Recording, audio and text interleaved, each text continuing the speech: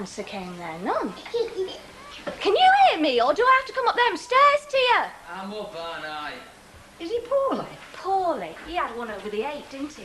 Plus, he didn't get in till well gone midnight. Hey, Nicky, your daddy is a dirty stopper. Yeah. Came creeping up the stairs with his shoes in his hand, having these little attacks of the giggles, going on about his new friend, Gary. Gary said this and Gary said that. This Gary, is it, who he plays tennis with? Tennis, for Pete's sake, I'll call it tennis. It's squash, isn't it? The greatest game known to man. Oh, say, love, you see me racket? Morning, Mum. Morning, love. Morning, Nick. Well, I did fetch it with me, didn't I? It's in the broom cupboard. Oh, it's all right, as long as it's safe. Well, I could lock it up or something. I could take it down to the bank. Oh, knock it off, will you, love? Listen, Nastasi, leave the racket where it is and come and get your breakfast. It's 8:15 and you're supposed to have a business to run. I don't want me racket. What's the mass for in a summer? I've told you before, Nastasi plays tennis and I play squash. Don't we know it? Hey, this squash, is it like a game of sardines where you hide and whoever finds you comes and squashes in with you, like? Oh. Look, love, I'm sorry I was late last night. I know I said 10 o'clock, but Gary and the lads went for a drink. Is that my toast? I know you went for a drink. You told me last night in great detail with action replays. It's a wonder that wardrobe mirror stood up to it. Yes, and that dried up piece of leather is your toast. Oh, come here, let me put you some marmalade on, love. I've got time, Mum. Oh, of course you must have a court booked. Why don't you ring for a taxi or get a police escort when these squash players have got a court booked? Gail, will you give it a rest? I'll tell you what, Nick, I think it's about time your dad booked for an early night in. Flaming Nora. I game of squash now and then, and suddenly I'm a flaming playboy. Well, as far as I can see, Emily, you've got nothing to reproach yourself for. Perhaps not in the strictest sense, but I still. mean, you only told Mr. Barker the simple truth, didn't It's you? just that he's such a stickler. He's bound to take some action. Well, if this detective constable, this Banks person, does suspect Mr. Webster of being implicated and thinks that he stole the lead, well, surely he must have some grounds. He wasn't quite as blunt as that. Well, whatever his suspicions, I mean, you seem to me to have behaved perfectly in order. It's just when you repeat things of that kind, things that blacken people's character, it sort of snowballs, doesn't it? On the other hand, I mean, if it does turn out that Mr. Webster was the thief, Well, absolutely. I mean, I could never look the committee in the face again, never mind the congregation. When I think how generously they've given to the roof fund, far more than some of them can really afford. there you are then. I mean, you couldn't possibly have him working on the roof, getting paid to repair damage that he might have done in the first place. All the same, I've started a rumour which may do Mr. Webster a great deal of harm. I can't believe he's a thief, but I've tarred him with that brush, perhaps needlessly. And here I am, you see, gossiping away, doing it again. Jack doesn't seem his normal cocky self today, does he? Nah, it's this licence thing. You've heard his latest stunt, have you? Only gonna shove it under the bed. Only gonna crack on they thought it was a tease maid. Come on, Jack, cheer up. I'll come and visit you in Clink. Bring your ball of string and knit yourself a rope ladder. Well, you're alive, old jokes will never die. Hey, tell me something. Haven't you got any contacts on the market, man? Yeah, one or two. Well, I've got this mate who's got some merchandise. Oh, yeah. Hey, nothing dicey. All nice gear, all clean. Oh, not them flaming shower units again. Look, nice jobs, they really are. And they're going 50% below list price. Yeah, but I don't think shower units are quite my style, son. Oh, do us a favour, don't tell me. All you got to do is get on the phone to the market, lads. 10% markup on my price. Make yourself a nice few bob, no bother. I'm in the rag train. I don't know anything about shower Here he is then, the apprentice boozer. Haven't seen your old fella in yet. Oh, he's busy. Can I have half a bit of it? Yeah? Oh, what about your gaffer, eh? Under the cosh, I'll bet. There's no reason why you couldn't come down to the squash club one of these nights. It's a matter of energy. I mean, life is quite hectic. Take today, for example. I took Nicky to playgroup. I did 2 hours for Alma. I made that wonderful pie. It was a wonderful pie, wasn't it? Smashing. Fabulous. Give the lad an Oscar. The upshot being that by tonight I'll be dead on my feet, let alone playing squash. We'll have to play squash. You can sit and watch. Me, Gary and the lads. You're bound to like him. He's got a great sense of humour. I don't doubt that, but, well, I was looking forward to a few quiet nights. Nicky tucked up in bed, Ivy out somewhere. Just you and me. Well, if that's the programme for tonight, fantastic. But it does crack some good jokes. He came out with a pearler last night, right? He said, if they televise squash on television in colour, what would they call it? Orange squash. Oh, you've heard it before. Hello. Hello, Gary, how are you? Yeah, fine. Well, yeah, if you fancy a thrashing. I thought you were playing Phil tonight. Oh, I see. The Sergeant Major's got him under lock and key, has she? No, I don't think so. Hang on. Not a race tonight, have we, love? Only Gary's got a court booked and his partner can't make it. Nothing that matters, no. Well, it's all fixed then. I'll see you down there. Sure. Yeah, if you're passing by the garage, pop in. You are? You want to put some money on that?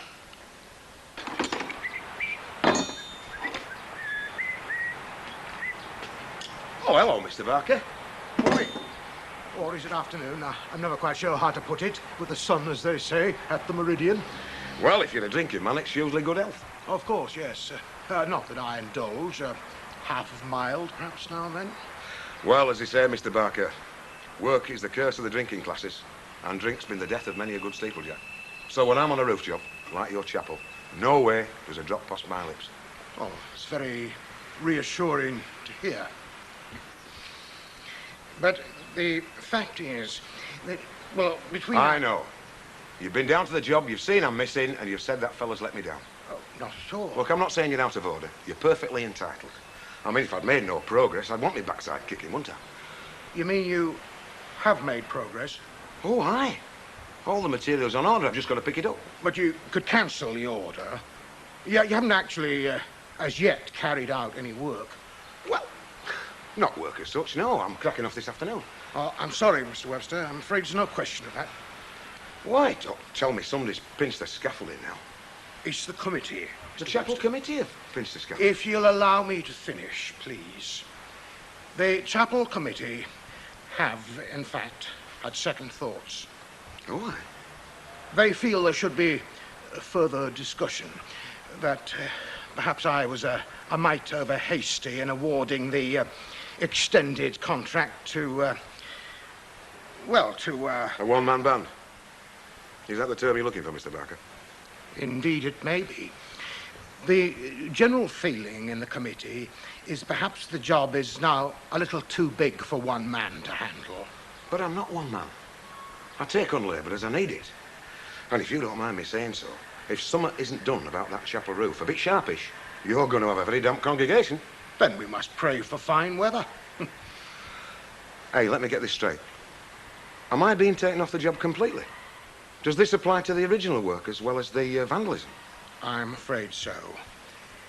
The opinion of the committee is that speed is of the essence, as you yourself have just pointed out.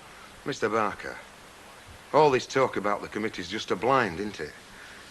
This is your baby. You're chucking me off, aren't you? It's nothing personal, I assure you. As you know, there's nothing on paper that binds us. Nothing on paper? What is this, a rip-off? Has some firm come in and undercut me? What about all the brass I've laid out? Who do you think put the scaffolding up? The angels? The brass. I mean, the money you've laid out will, of course, be refunded. This is going to cost you. All right, so a big firm will flood it. They'll crack it off at top speed. But it'll cost you. I wasn't even charging you that. I'm sorry, Mr. Webster, but certain things have cropped up that, well, in my judgment... Your judgment? If you want my opinion, your judgment stinks. You might as well put your black cap on, because this is a death sentence.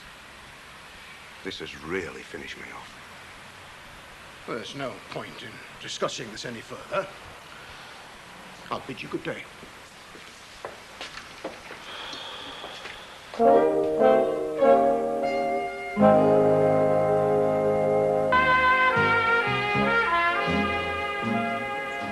Now, I'll tell you what, there's been some flaming champions out there this morning, real misers.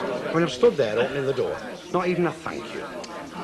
How's the GG's going? Nothing spectacular. Well, certainly not for a man with your debts. Well, a measly 46 quid. I thought it was 446. Well, fair's fair. I've got to help them out, haven't I?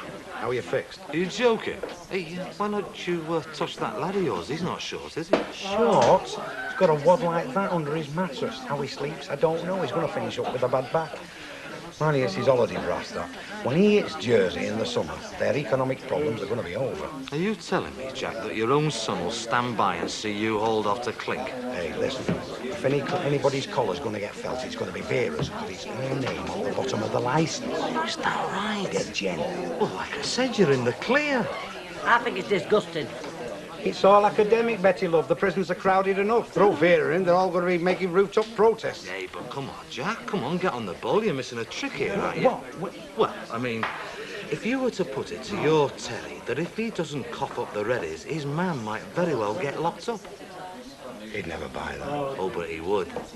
If your missus give him a sob story. Do you mean to tell me that you're trying to egg a lad's mum on just to rob him of his holiday money? Wouldn't take much egging. Listen, I can believe that of you, Jack Duckworth, but no mother would do that to her own son. Terry, are you telling me you'd see man behind bars? I mean, are you sitting there as hard as nails telling me that? Oh, look, Mum, this is all panic. When it comes down to it, they're not going to nick you, are they? With this government, they nick you for hanging red drawers on lines. It's now to do with the government. It's the BBC. Look, it's a court, do you, duck egg? At the end of the day, it's 400 quid or the auction. Well, it'll be ages before they have you in court. You'll just have to start saving, won't you? So, all right, say they decide to crack down. Say the BBC get a bet strapped. I mean, my feet won't touch the floor. Well, I'm sorry, Mum, but what can I do? I mean, what makes you think I've got 400 quid, eh? Well, you can't be far short with your holiday money. Oh, I see. You've sniffed that out, have you? You and a human bloodhound, I reckon. He's missed his way in life, me dad. Should be working for the income tax or something. Look, I'll pay you back. Are you kidding? No way. That's my holiday money and I'm sticking to it, all right? Nice holiday I'll have, won't I? So in mail bags. Look, I tell you what. If they do decide to put you down, we'll work a swap. I'll do your time for you. You'd be like the Ritz after this loony bin. Look, I know you've been brought up a bit hard, but I've always tried to do my best. Well, you pack it in, Mum. You're wasting your time. I mean, I know who's pulling your strings. It's either me dad or a cat, and we ain't got no cat. So just drop it and set me some dinner, will you? Oh, I couldn't face food. Mum, I've been on my weights all morning. I need me protein. Do you know my own flesh and blood talking about protein when his mother faces prison? Flesh and blood, some flaming hope. I'll be skin and bone if this carries on. When it comes to the area knockouts, I'll have no chance.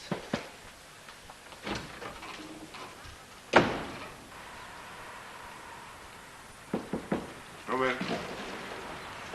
Mr. Webster? Hello, Mrs. Bishop. What is it this time? Salford Cathedral need a new spire or something? I understand Mr. Barker's been to see you. Gee, why did Marconi bother? I beg your pardon? Give them Cheltenham bods a few lessons in news gathering round here, couldn't we? I just happened to bump into Mr. Barker and he mentioned that he'd called. Ah, he called. And if you want my opinion, your precious committee ought to start another fund for Mr. Barker, because if anybody needs a roof job, he does. I don't quite follow. Just my cryptic way of saying he's got a few slates loose. In other words, he's a bit off his box. Well, he does tend to sort of dither a bit. Well, he ought to get a grip of his of his braces. I mean, first of all, I'm booked for the job. Then it's hang on. Then it's get cracking. And then he's there with my walking papers. You'd think he was blaming me for nicking that light. Believe me, Mr. Webster, if there's any reluctance to employ you on those grounds... Oh, nothing's been said. But I'll bet my life when it's all bottomed, I'll find some nosy Parker's been running round stirring it. Hey, Bill, it's about them show units. Well, I'm a bit... It's all right, Mr. Duck. In fact, I was just leaving. If you want me to have another word with Mr. Barker, I mean, whatever suspicions there may be, I'm sure I'd be prepared to vouch for you. I appreciate that.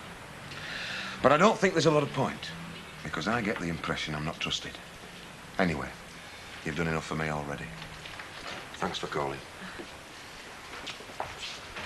Right, China.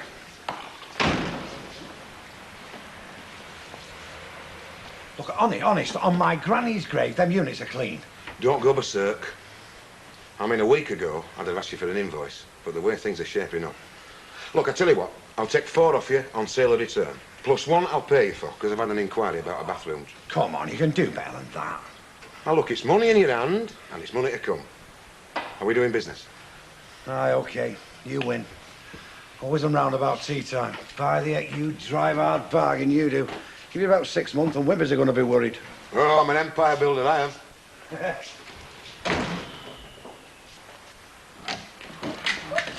What? Come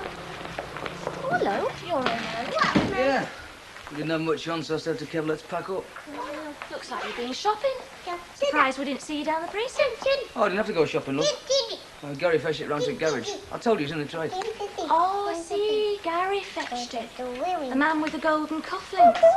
From his wonderful boutique, I suppose. Hey, knock it off, love. Don't have a go. If you don't like it, just say so. No, it's very nice. I bet it were a nice price and all. I've seen them things at 100 quid and more. I got it really cheap. Cost. That's practically half price. It's a snip. If you mean you paid 50 quid for it, then yeah, I suppose that is a snip to this garage. But to us, it's quite an item, isn't it? I've not seen it. Hey, Keith, up, you're not still admiring yourself in that jacket, love, are you? I'll tell you what, I better not know us when he's out. Very likely. Yeah, you can't beat a bit of quality, can you, love? I mean, and it's nice to have something to spend, isn't it? I mean, you both worked hard enough for it. You're a bit early for bingo, aren't you? I'm not going to bingo, love. No, I never win note. Thought I'd go out with Mabel Rogers, you know, from packing. Wouldn't have a little bite in town and then go to pictures. Hey, Nicky, you be a good boy for your nana, eh? Yeah. All right, love. Ta-ra, love. Hello. Are you condescending to dine with us tonight? Or is it caviar with Gary somewhere? Oh, Gail, give it a rest.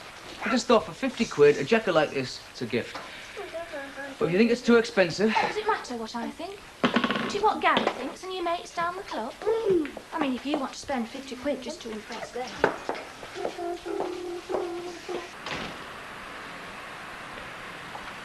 Ah, Mr. Webster. Glad I caught you. You are? Oh, Mr. Banks. I wasn't fleeing the country like, you know. I never thought you were. It's just when detective constables use words like court. Oh, I see. Yes, well, I suppose with your history. Oh, well. But correct me if I'm wrong, but you are the Bill Webster who used to be foreman down the direct works. That's right. And whilst you were foreman, didn't a number of bathroom fittings and so forth go missing?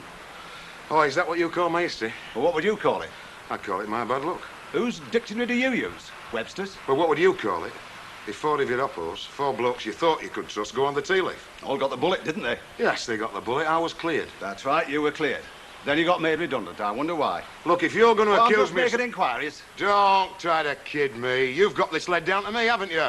I'm the dog with a bad name. My history, Bill Webster's bent. Calm down, I'm only doing my job. These things have to be checked. But there's no need for tittle-tattle, is there? Checked okay. Oh, now look. You do have a background. You can't deny that. I might have a background. I might have an history.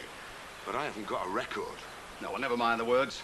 You are trading in this community. And you don't want me on your patch, is that what you're saying? I'm saying I'm entitled to give people the facts and let them draw their own conclusions. Well, they've done that, all right, because but I've been thrown off the flaming job.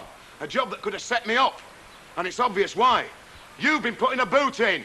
Well, either charge me with something or get off my back. I advise you to watch your blood pressure, son.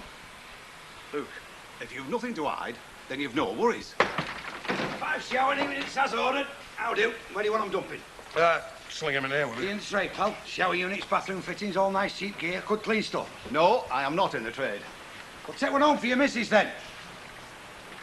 I don't know who that fella is, but if he got in my cab, I'd whiz him right down to the nick. I bet my life he'd done something. You'd be doing him a favour then, wouldn't you? Why, who is he? That's Detective Constable Banks.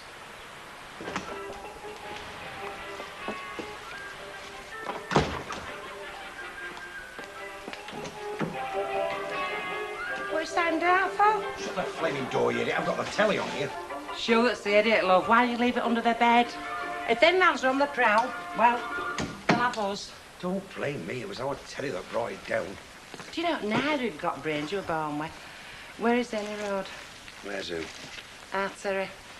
He's gone. Gone where? Gone as in departed. Packed his bags, slung his hook. Do you mean he's left home? That's right.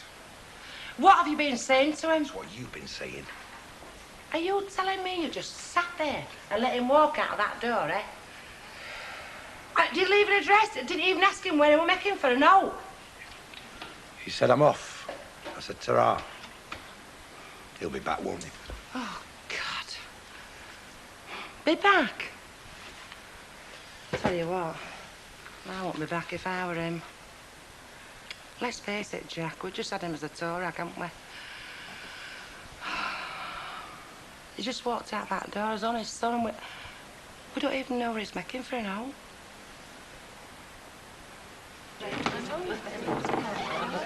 Long time no see. Hello, Gordon. Mate, how you doing? Oh, fair to Middleton. Did you get the work? Oh, yes, the brewery run the blower this afternoon. This time tomorrow, sunny Bispham, eh? Oh, you lucky devil.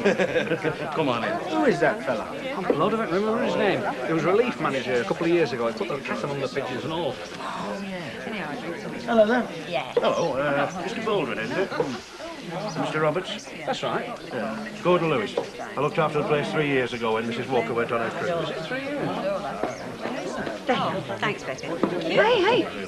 What the heck's he doing here? That fellow? Yeah. Who is he? I know his face. That Gordon Lewis, you know, he must caused havoc when he stood in for Mrs. Walker. He suspended Fred and chucked me in bed out. Why, you remember, don't I? Yeah. What's he doing here? Well, it looks as if he's a pal of that mate of yours. Ask him, he's coming home. Betty, though. Yes, love. I didn't let on sooner because I knew you'd only cry. But I'm off tomorrow, sunny Bispham. Tomorrow? First thing. But don't worry, you'll be well looked after. Mr. Lewis is taking over. You probably remember him. He says he worked here before. Yes. Well, this time tomorrow, strolling along the prom, eh? I'll be climbing up the flaming wall. Hello there, Mrs. Turpin. Oh, hello, Mr. Lewis. Bet still with us? Oh, yes, it's a night off, though. Oh, I'll see you tomorrow then. Yeah. Nothing changes, eh? No, love. I hope he's flaming well changed. Oh, she'll go mad when I tell her Bet. She will. She hates him. Morning. Morning. You're bright and early. Well, I wanted to catch you before you went out. No use looking for you at Maudsley Street Chapel, would it? Not anymore. Oh, you've heard. Yes, I've heard. I was going to give you a ring. Oh, just what's going on? Well, you tell me. All I know is that rat Barker's got his knife into me for some reason or other.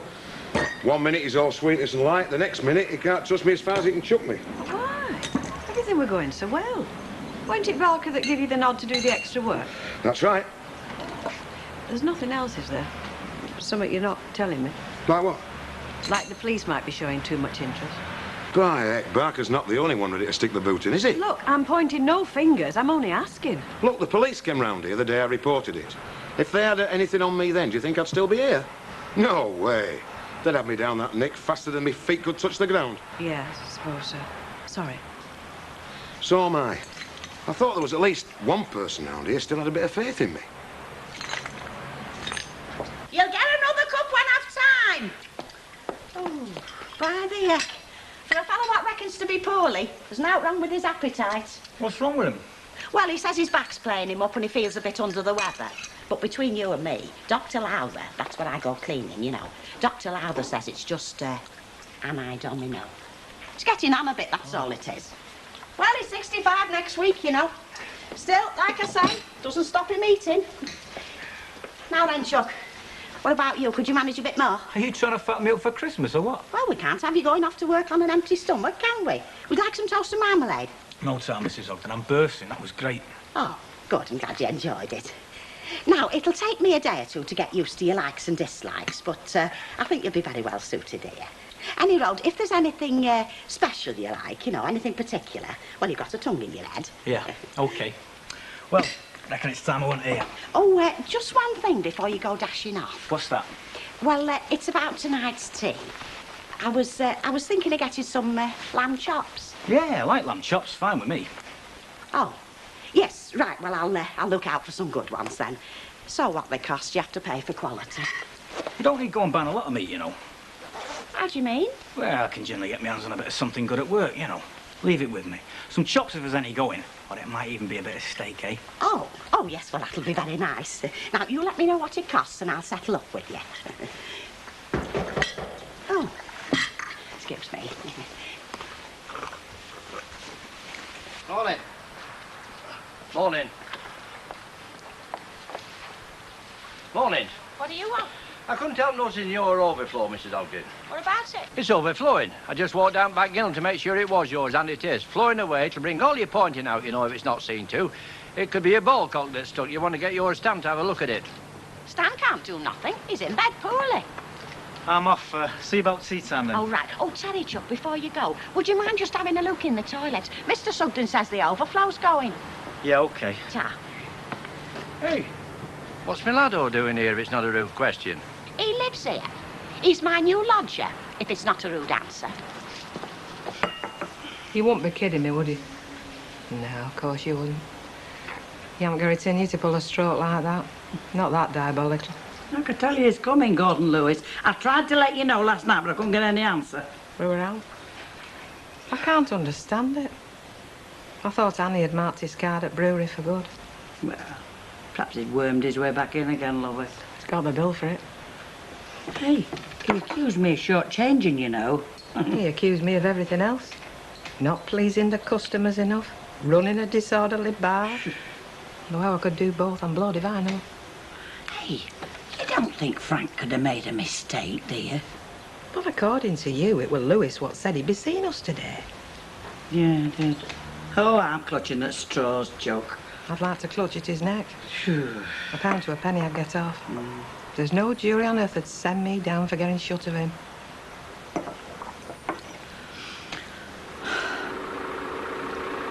Hey, he's here.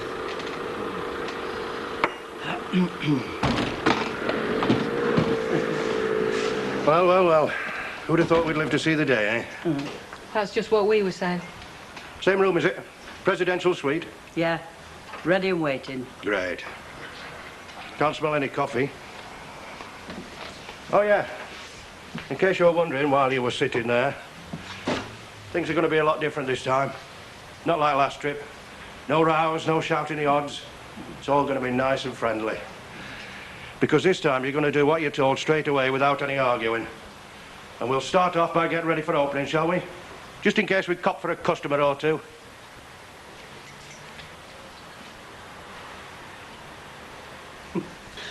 Losing that job? She don't reckon it's down to you, does she, Mrs. Fairclough? Why should she? Oh, stop worrying, Kev. Doesn't suit you. I'm not going to get slung out of me here if that's what you're thinking. Yeah, I was. Well, don't. OK. You sure everything's going to be all right? I'm positive. Now, listen. You're the one who's going to get slung out on his backside if he keeps skiving off work to come round here. I was worried, wasn't I, about what was going to happen. Well, tired anyway. But there's no need. OK. If you say so. I do. Now, if you don't mind, I've got a living to earn. Right. See you later. See you later.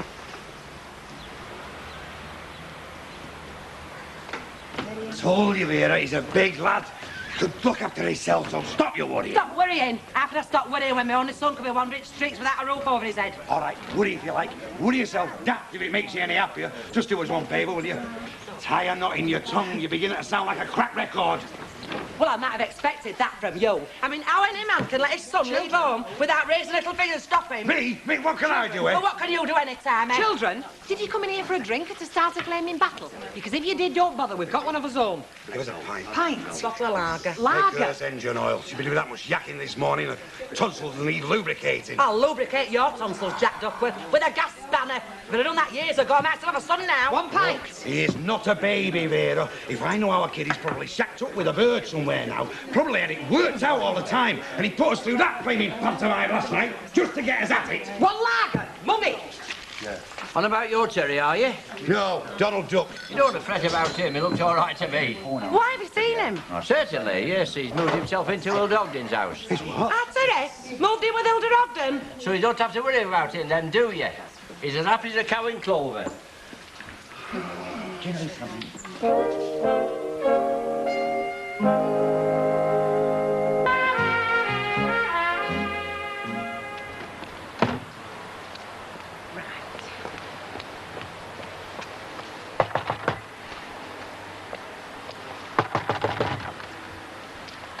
Right, keep your hair on. Oh, it's you. Well, for your information, I haven't got cloth ears. By the time I finish with you, Hilda Ogden, you'll wish you had. Just kindly lower your voice. I've got my husband in bed poorly. Ah, that's where you might be and all. Where's my son? If you mean my paying guest, he's not back from work yet, is he? Oh, ain't it? We'll see about that. Where do you think you're going? You can't go barging in folks' houses like that. Terry! Here. There's a law against bursting into folks' houses, you know. Oh, and what about enticing folks' sons away? I suppose that's all right, is it? Enticing? Fat lot of enticing I had to do. He practically begged me to take him in. Aye, on his bended knee, I suppose. Look, I wasn't born yesterday, you know. I mean, it'd have to be a bit puddled, wouldn't it, to swap a nice cosy home for a... Well, I don't like this. Now, look here, Vera Duckworth. If you want a reason why your Terry left home, you've only to look in the mirror. That's if it doesn't crack first. I mean, all them rows, all that getting at the lad. Only thing that surprises me is he stuck it as long as he did. Come off it, Hilda. You've been trying to get your hooks in another meal ticket ever since Eddie Yates packed his bags. Meal ticket? Yes, meal ticket. Because your stand don't bring enough on to keep a sparrow alive, does he? He's never out of Rovers long enough. Right, you. On your way. I've had just about enough of your lip. Don't you worry, I'm going. I won't stop in this dump if you paid me. Yeah, well, if I was you, I'd be sharp about it. Because if you don't, you'll get the yard brush to help you on your way. Don't you think you've seen last of me?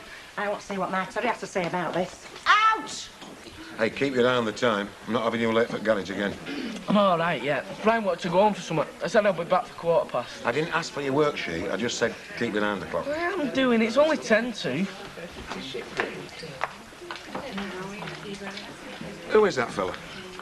Do you know the late night horror show? I do. Do you, love? Well, that's Captain Midnight. No, it's new manager geezer called Lewis. Another? You've only just had one. You get through managers here faster than a flaming football club. Yeah, you only want Tommy Docherty, Malcolm Allison. You've had the lot. Send either of them, love. We'll swap him for anybody. Don't care for him that much, do we, Betty? You what, love? Mr. Lewis, we're not that fond of him. You could say that. Oh, you could say we hate the flaming sight of him. Yeah, he's a right so-and-so. He expects him to work for a living. No, there's plenty of ways of getting work, and good work out of me and Betty. You don't know any of them. Didn't he get a couple of chicks in here to work behind the bar? Means Carol and Diane. I know who he means. They weren't chicks, they were boilers. Any chance of getting them back? Yes. Large size, man.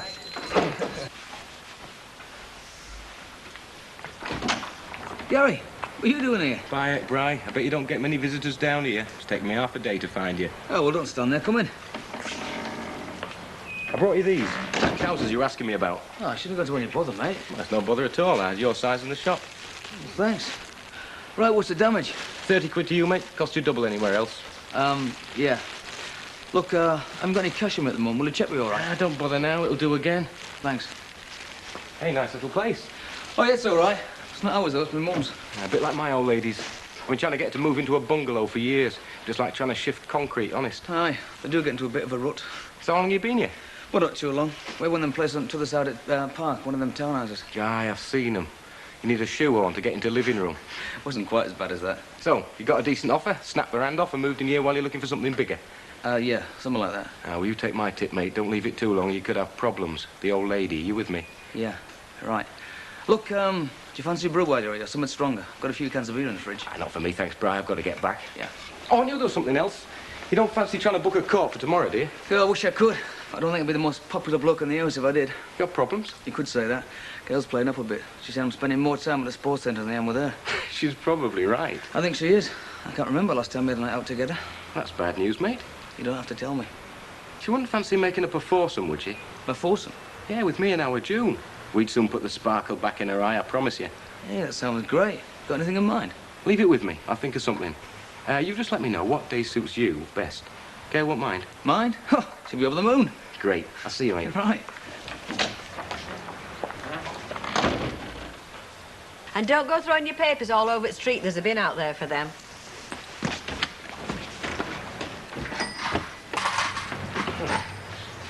Read that lad in the riot act, did you? Took off up street like his pants were on fire. Oh, we have a way with customers. Now, what can we get you? No paper and envelopes. I don't want anything too fancy, but I don't want any rubbish either. If you stock something a bit classier. Oh, I'm sure we can fix you up, Mr. Lewis. Mavis, something deckle-edged and smooth. Got me off to a tea, haven't you? Reorganise the Rovers yet? I'm in the process.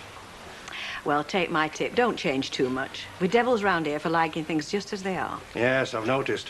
That's why you need somebody new walking in every once in a while. Makes you realise how long you've been putting up with rubbish. Will these do? Oh, yeah. Go on, how much? It's £1.20, please. Still be on the same corner, will it? You're not going to shift it? We'll be there when you need us, Mrs. Fairclough. You've soon weighed him up. Well, I remember him from last time. So do you. Yeah, I don't think I must have gone in the Rovers very much then. I don't think anybody did. Have the evening papers come yet, Mrs. Fairclough? They have. How many do you want, love? 1 dozen? 2 dozen? Just one, please. The picture back coming. Yes, it has. Hey, are you going to pay for it? No, put it on the bill, eh? Hey, you won't fancy putting us 26 on bill too, would you? No. Aye, all right, we're only asking. Yeah, give us 20 anyway. I'll sell you 20. Well, I'm here. I'd like to say thanks as well, Mrs. Fairclough. That's all right, Kevin. Anytime you want an evening paper, you know where to come. Not that. I'm on about my dad. For believing him and how he come to lose that job. I was a bit upset about... Well, you might think it was something to do with that copper. Yeah, well, he explained what happened. I believe him. Yeah, he said. I just wanted to say thanks anyway. See yous. Ta-ra. Bye. What's all this about the police, then? Now, don't you start. Start what? Going on about Bill Webster and police, I got in enough bother jumping to wrong conclusions. Oh, he's not in any bother, then? No, he isn't. Oh, I'm pleased about that. He set fire to my trousers, he did. Oh, Bill Webster? No, not Bill Webster, the CID fella that was there when I took the shower units round, like. When was this? Yesterday. Yesterday? Yeah, I was doing him a favour, like, huh? The policeman? Who was working her? Not the policeman, Bill Webster. I got these shower units on the cheap, you see. You don't fancy a shower? No, we don't. What were you doing there, this policeman? Search me. I didn't stop long enough to find out. But then I had nothing to hide, like. You know, it was just, I could feel a little bit weird when there's police there, if you know what I mean. By the way, if you change your mind about these shower units, give Billy Boy a nod, eh? We won't. Yeah, but if you do, you think about it. Ta-ra, now. Yeah. Oh, surely you're not thinking of having one. What? One of Jack Duckworth's showers. No, I wasn't thinking about that. Think about what he said about the police being around there. Well, what about it? Well, Bill Webster gave me the impression he'd just had the one visit from the police the day after the lead was stolen. He didn't say anything about yesterday. Well, perhaps he forgot. Yeah, perhaps he did. Now what's the matter? Well, can't help wondering what else our Mr. Webster's conveniently forgot to tell me.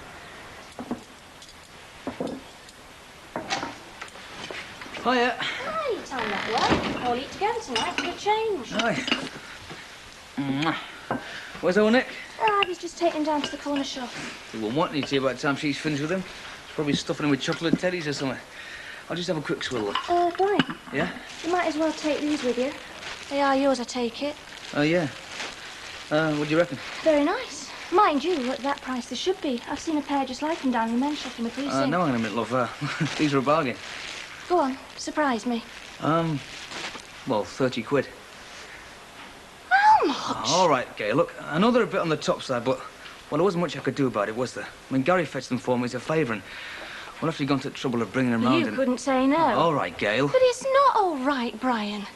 I mean, where's it going to end? Leather jackets, expensive trousers? I mean, you're going to take his whole stock off him. There won't be any more times like that, love, I promise. Until the next time. Well, there won't be a next time. I'll believe that when I see it. You haven't got much faith in me, have you? Not where Gary's concerned, no. I mean, you just don't be able to seem to say no to him. By heck, he must be some fella. Well, you'll be able to judge that for yourself, won't you? I will. Yeah. As a matter of fact, he suggested we have a night out together, the four of us. Gary and his missus and me and you. What did you say? Well, I said we'd go. I see. Now what's up, love? I thought you'd have jumped at the chance. They're a great couple. Yeah, I'm sure they are. Well, so what's the problem? Well, the problem, Brian, is that as far as I can see it, where money's concerned, them and us are just on different planets. I mean, we don't speak the same language. Now, here we are, Chuck. Cheers. Oh, now, who the heck's that? You get stuck in, love. Don't wait for me.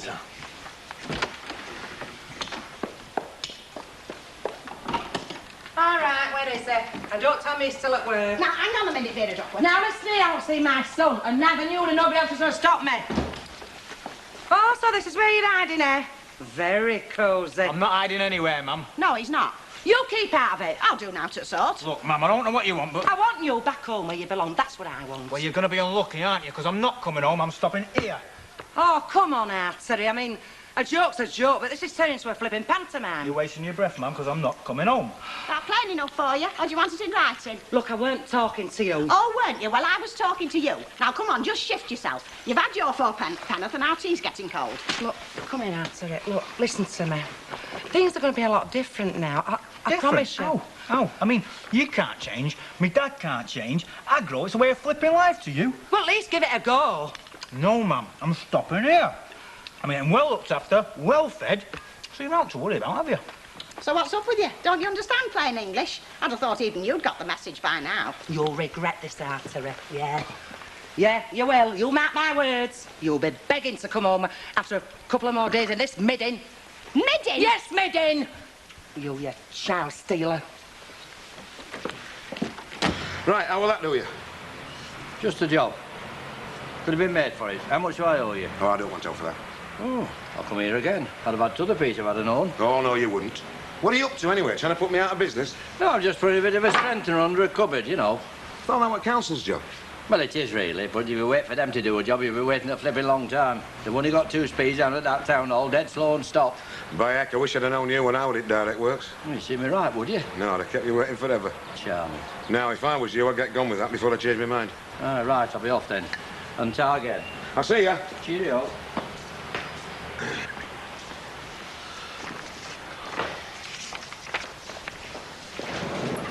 Is it me aftershave or what? I'm not with you. Well, this is the second time you've been round here today. What are you after this time? What I was after when I came this morning. And what's that? The truth. About what? About that lead stealing business. Well, you know what happened. I know what you told me. What exactly is that supposed to mean? You said the police weren't interested. So? In that case, why did you have another visit from them yesterday? Oh, that? Yes, that. Well, go on, tell me. Say he was an old mate from school, or he was just calling to pass the time of day, or you were very good to his mother once, then I'll go away and forget all about it. All right, the police did call again, and it was about the lead job. But it was only to see if I'd heard anything else. It was nothing more than that. So you kept it to yourself? Yes, I did. And if you want to know why, I'll tell you. In the first place, I didn't think it was important, and in the second, I didn't think it had anything to do with you. In fact, I don't think it has anything to do with you if I have the old Weatherfield constabulary round here.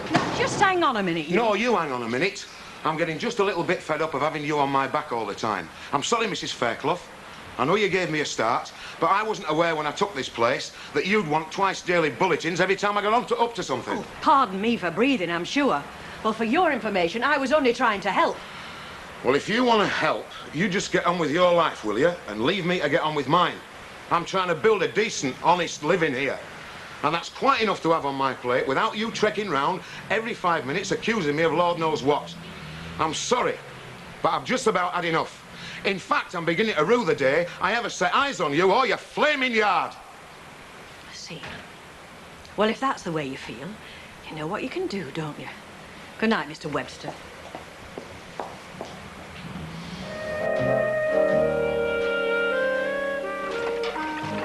Is he still asleep? Oh, it's spark out.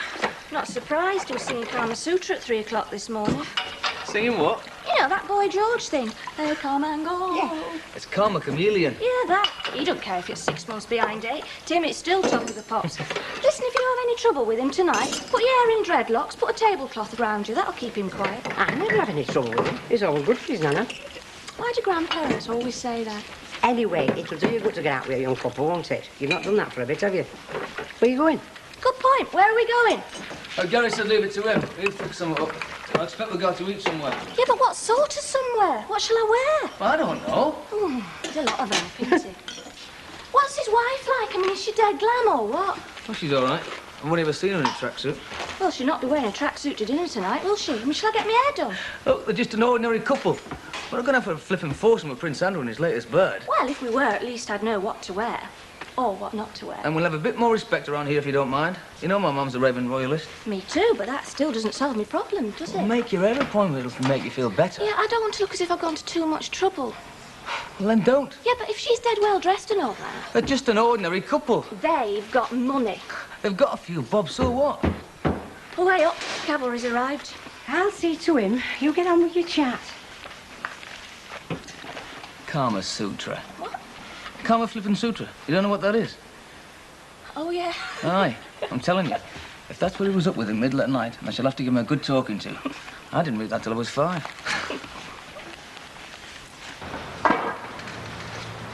Any news? What sort of news? Mrs. Fairclough. I only left you half an hour ago. I thought you'd gone to work. Oh, yeah, I'm on my way to pick your car up. Has she been round? No, she hasn't. Why should she? I thought, make up after what she says to you yesterday. Look, I said a few home truths to her and all.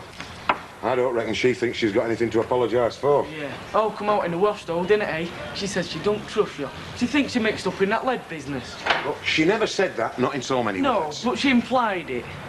So, if she's not been to see you, don't you think you should go and see her and make the peace up? No, I flaming well don't. If she thought I was a tea leaf last night, nothing I say this morning is going to change her mind. And I'm damned if I'm going to go begging. Not even if it means losing her? It'll not come to that. Now, look, do me a favour and keep your nose out, eh, son? I wish I'd never told you now. I'm big enough and daft enough to fight my own battles, all right? OK. If you say so.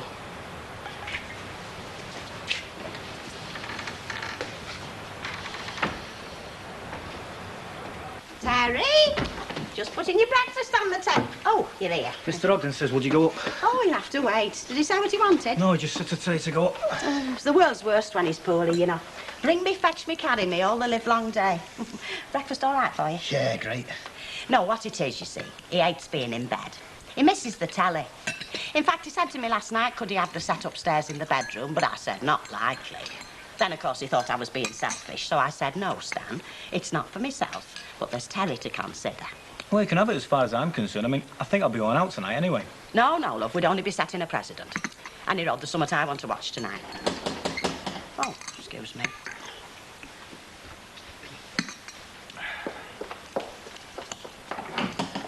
Is that Tyrion? Look, I'm not having no more blackguarding. He's lodging here of his own free choice, and that's an end of it. Listen, I only want to have a talk to him, that's all. All right, then. See, that's all it is. He's just having a cooked breakfast. Bit late, isn't it? I always had it on the table sooner than this. Ma'am, it don't take that long to put a loaf of bread and a packet of marge out. What do you mean a loaf of bread? I always give you a good breakfast. Well, and a time. Anyway, you always said you'd rather have toast. You said it yourself. You always watched his weight. Yes, well, there's no need to watch it in this house. Because I do a proper balanced diet, not a load of stodge. Oh, anyone can see that, looking at your stand. Oh, very nice. Making jabs at a sick man what can't answer back. Well, if you'll excuse me, I was just running up to see him when you called. Annie Rod, kid, come on for your tea tonight. Hey, I'll make you a nice steak and kidney pud, just like how you like it, eh? Well, I can't tonight, Mum. I made plans already. I'll tell you what, I could come for my tea on Friday if you want. Yeah, all right. Maybe by then you'll have come home anyway. I doubt it. You're doing this to punish me, aren't you? Ma'am, don't be daft. In fact, I think I'm doing you a favour. I mean, without me under your feet, you and my dad might stop scrapping all the time. You know your trouble. You've been watching so many soppy old movies on telly. Right then, Friday. Hey, I think I'll do your jam sponge as well. Sit down, Mum.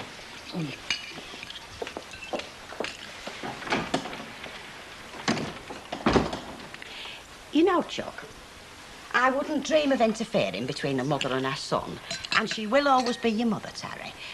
But I think you're doing the right thing. Have you had enough breakfast? Yeah.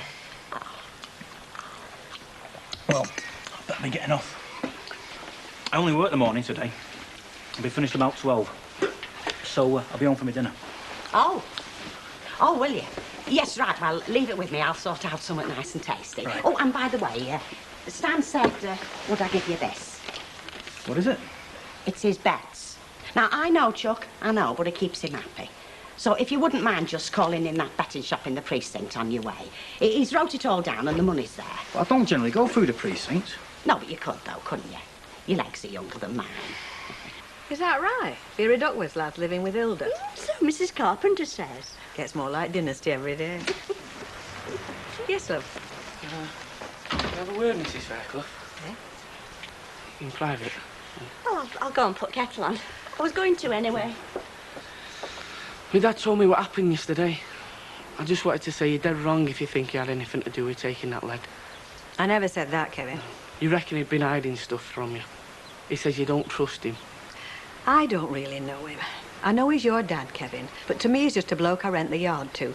I've only got what he's told me about himself to go on. Seemed to be enough for you. Yes, but recent events... He's told you the truth, Mrs. Fairclough. He got very aggressive. It doesn't mean out. He's like that sometimes. Got a bit of a temper. Doesn't last. Well, he's not the only one with a bit of a paddy. What would you like me to do? Don't chuck him out the yard. Please, Mrs. Fairclough. Well, I'll say one thing for him. He's got a good lad. Right. Best be getting back to work.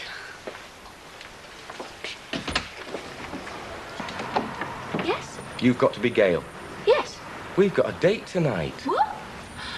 Oh, you must be... Gary Dewhurst. It's on the agenda for thee, me and our respective spies to live it up together, I'm told. Oh, come in. It's nice to meet you. We're looking forward to it. Oh, what's and all? Would you believe our Junie's been on at me all morning? What shall I wear, Gary? What will I put on, Gary? Well, as a matter of fact, I did mention it to Brian. Oh, I know you girls what you like, so I popped in. That's very thoughtful of you. Well, I was driving past the end of your road practically anyway. Wetsuits. Eh? Flippers, snorkels, mask. We're going scuba diving in Ship Canal. I thought it'd be a change. Honestly, where are we going? Do you enjoy a bit of a flutter, Gail? You mean gambling? Now, don't look so worried, love. I'm not talking about wagering house and home. Just a few quid on a roulette table. There's this little casino we go to. Fantastic atmosphere. Honest, if it weren't for punters, you'd swear you're in Monte Blooming Carlo. So, best bib and tuck a job if you feel so inclined.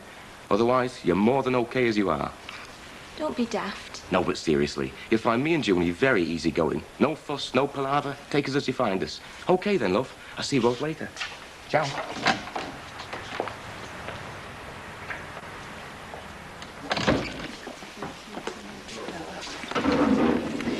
I think Kevin's a nice boy. His father must be very proud of him. I don't think he's the type to welcome any interference, especially from his son. Well, I still think it was a lovely thing to do. What was Rita's reaction? Well, I mean, she was very upset, because, well, she doesn't like hurting anybody's feelings, and she's always got a soft spot for young people. It's dreadful that she and Bill Webster had a row. This whole thing's turning into a nightmare. I wish I'd never recommended him for the job. Oh, I'm sure he was very grateful. I doubt that he is now. I'd like a little word. How about no? No, not that little. How about yes, in the living room? What is it this time? Take me down the station, touch of the thumb screws. Cool it, Webster. No need to be like that. Oh, come on now, are we kidding? You've put me down for that chapel roof job and you're not going to look any further. Well, that's where you're wrong, chum. We have looked further. Pulled in a couple of tearaways this morning, fit the bill like they was tailor-made. You mean they did it? Oh, no danger. So it seems you were off the hook. Just thought I'd let you know. Am I supposed to say thank you? Up to you, only passing the info on. Though it did occur to me you might be pleased to hear. Terrific. So I'm in the clear. I don't suppose it matters to you that thanks to your discreet inquiries, I've lost the job. And I may well end up losing the yard. And by this time tomorrow, I could be out of business altogether. Sorry, chum. Only doing my job. Yeah, that's what they all say. What is it? Might have a bit good news for you. Oh, it seems to be my good news day today. The detective constable here told me they've just pulled 2 lads for nicking that lead. Hey, fantastic! Your dad doesn't seem to think so. Hey, what's you on about? Everything's okay now. Everything's gonna be all right. Oh, yeah, apart from the fact that I've lost just about everything, life's hunky-dory. But you haven't. That's what I've come to tell you. I went to see Mrs. Fairclough this morning. I explained to her about you being upset and saying a lot of things you didn't mean. I'm sure she'll not shut you out the yard, especially now she hears about this. You went to see Mrs. Fairclough? Well, yeah. You wouldn't. Now, listen. When I want you interfering in my life, I'll ask for it. Nobody goes round apologising for me. Nobody! I told you this morning to keep your nose out, and you should have blasted well listened. Now get out of my flaming sight. Okay.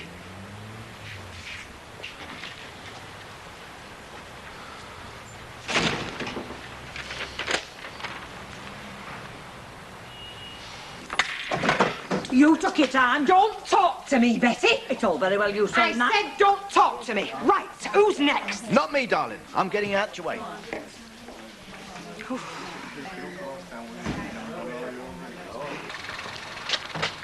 I know you. In spite of all this, eh? Well, kid on you don't, will you? I'll come back for a bit of peace and quiet. Right.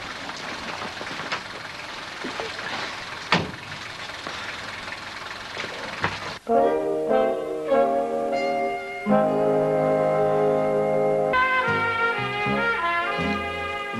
must have felt awful for him to walk in and catch me in my muck. Give over.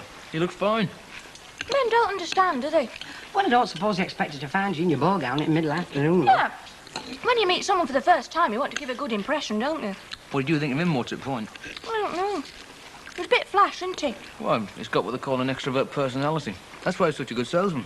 Oh, that's why I can sell expensive gear to you without really trying, is it? Hey, now, come on, girl. Our Brian works hard. He deserves to spoil himself occasionally. Ivy, we're supposed to be saving up for our own house again. All I'm saying is that do your gut to break out once in a while, love. Yeah, that's another thing. How much is tonight going to cost? You have to keep on about money. Come and have a night out for once, like you flipping morning. It's not just the night out, though, is it? I mean, what's to call gambling? He's the sort to throw £10 notes around like they were 5p pieces. Well, so let him. You don't think I'm putting if to go losing our flaming savings, do you? Look, we'll decide our limit and then we'll stick to it. Deal? Deal. Right. And who knows? We might even win. Hiya. Has my lad been in, do you know? Not since we've been here. Is anything wrong? Oh, just open me big gob once too often again, that's all. I'm sure tempers will cool down. Rita's a very understanding person. Mavis told me about it. Well, I only told Emily because I knew she was involved. It's all right, love. The old sordid story's practically been broadcast on News at 10 anyway. Now they can put out the latest bulletin. Bill Webster found innocent. Police have apprehended 2 suspects for chapel roof caper. Really? Is that right? So they tell me. But that's wonderful. Does Mr. Barker know? I've no idea. Well, you must tell him right away. Then he'll have to give you the job back. I know you mean well, love. But I'm not going to go crawling to him. I've had enough. He was only too ready to believe the worst in me, like a lot of other people around here. And I think if there's any peacemaking to be done, it's up to him to make the first move. Oh, dear. He's very bitter, isn't he? Can you blame him? Well, let's just say I wanted to leave Jersey, shall we? Well, it's your house. With a bit of luck, it won't be for too long. Well, I'll stay as long as you like. That's very kind of you. My pleasure. Yeah.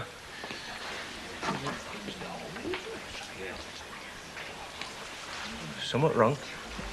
What makes you think that?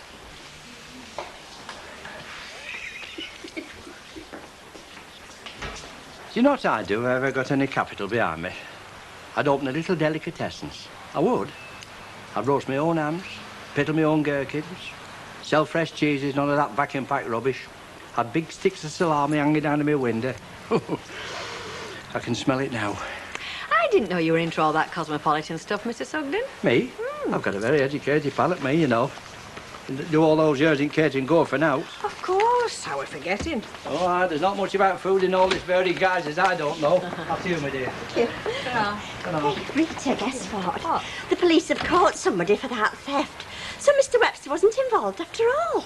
Who told you? He did. He came in the Rovers and Emily were there. Well, she's that pleased. She's rushed off to tell that man from the chapel committee that he's got some apologising to do.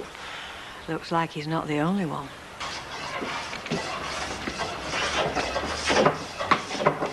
Pleasant afternoon. I've just had a conversation with Mrs. Bishop. Oh, yeah? As a result of which I'm happy to say certain misapprehensions have been cleared up. Oh, what do you mean? You thinking I was a thief, like? Oh, Mr. Webster, let us both say nothing more that we may regret. Yeah. Enough's been said already. More than. I came here to smoke the pipe of peace, as it were. Only figuratively, you understand. Non-smoker. Have been for 30 years. Mr. Webster, I'm not unappreciative of your situation, but equally you must appreciate mine. As chairman of the building fund, I have a certain responsibility to our parishioners. The money for the chapel roof was raised in 5 and 10 pence pieces over a considerable period of time. We weren't fortunate enough to have a well-to-do private benefactor, as sometimes befalls our more historic buildings. This money was given to us by ordinary people, old-age pensioners, children. I could not treat it lightly. No. I suppose you're right. However, as the matter's now been cleared up, I see no reason why you can't resume work as soon as is humanly possible. You mean you're giving me the job back? If you haven't taken on any other commitments in the meantime, of course. Only it is now a matter of some urgency. Tomorrow morning too soon for you? Splendid, Mr. Webster. Splendid.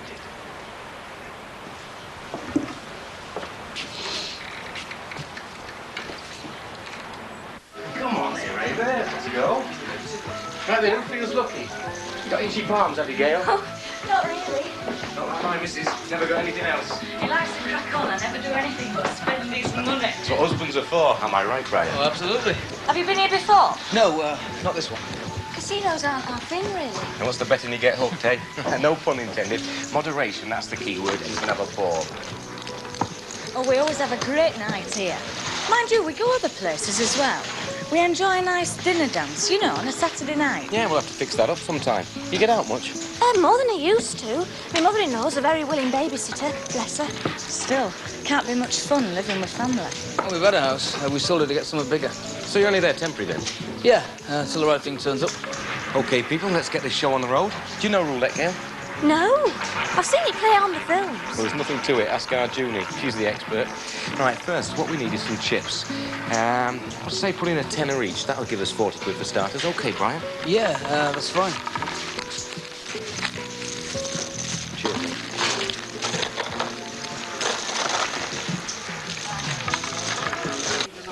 You're a bit overdressed tonight, aren't you? Pardon? I said you got a lot of frock on. Oh, that's Mr. Lewis. He thinks I might catch cold. Don't you, Mr. Lewis? What was that about? Oh, I was just saying she looks very, demure tonight. Well, that's one word for it. No, I had to tell her a few home truths this dinner time. I mean, let's face it, she's getting a bit long of the tooth for some of the monstrosities she wears in here. And all them bits of herself she's so fond of showing might be worth looking at if she was half her age. No, you're getting vulgar. She had to be told. That looks better. Pint and a lager, please, Bet. Thanks. Thanks for not belting me. You should have done. I would have, except you're bigger than me. Oh, I shouldn't have blown me top. I know you're only trying to help. It's just that, well, with everything, I was up to here, you know? Yeah, forget it. It's all OK now. Yeah. What I said still applies, though. I want to lead my own life. I'll try and remember in future. Never mind, you'll try. Evening. Evening. I was wondering if I might be able to buy you two gentlemen a drink. We've just got one, thanks. Well, actually, it was just a clumsy way of saying I'm sorry for what happened. Can we forget it? Seems to be my day for getting apologies. Well, you deserve it. You had a rotten deal. Serves me right for walking under ladders, not to mention kicking black cats. Still, we shouldn't have jumped to conclusions. I spoke out of turn. Yeah, well, I spoke my piece and all. I've got a pretty big gob of me when I want to. Or so my son tells me.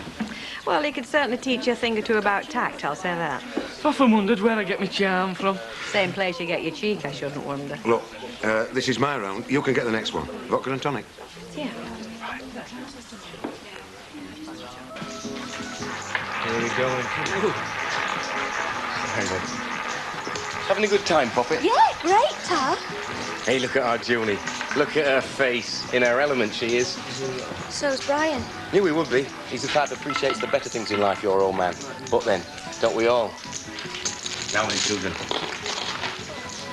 How you doing, Dad? OK, love. Yes.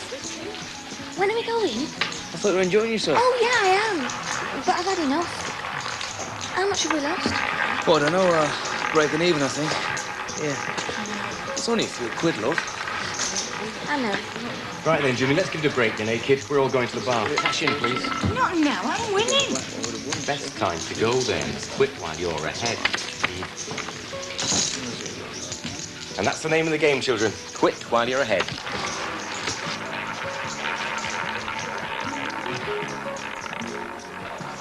Bossy thing is, I told you you'd like it here, didn't I? Tell you what we'll have to do. We'll have to get Gail playing squash. How about that, lovey? Oh, no. No, I'm not the sporty type. Rubbish, do you good? Get you fit. Tell you have to be fit to keep up with us, eh, Junie?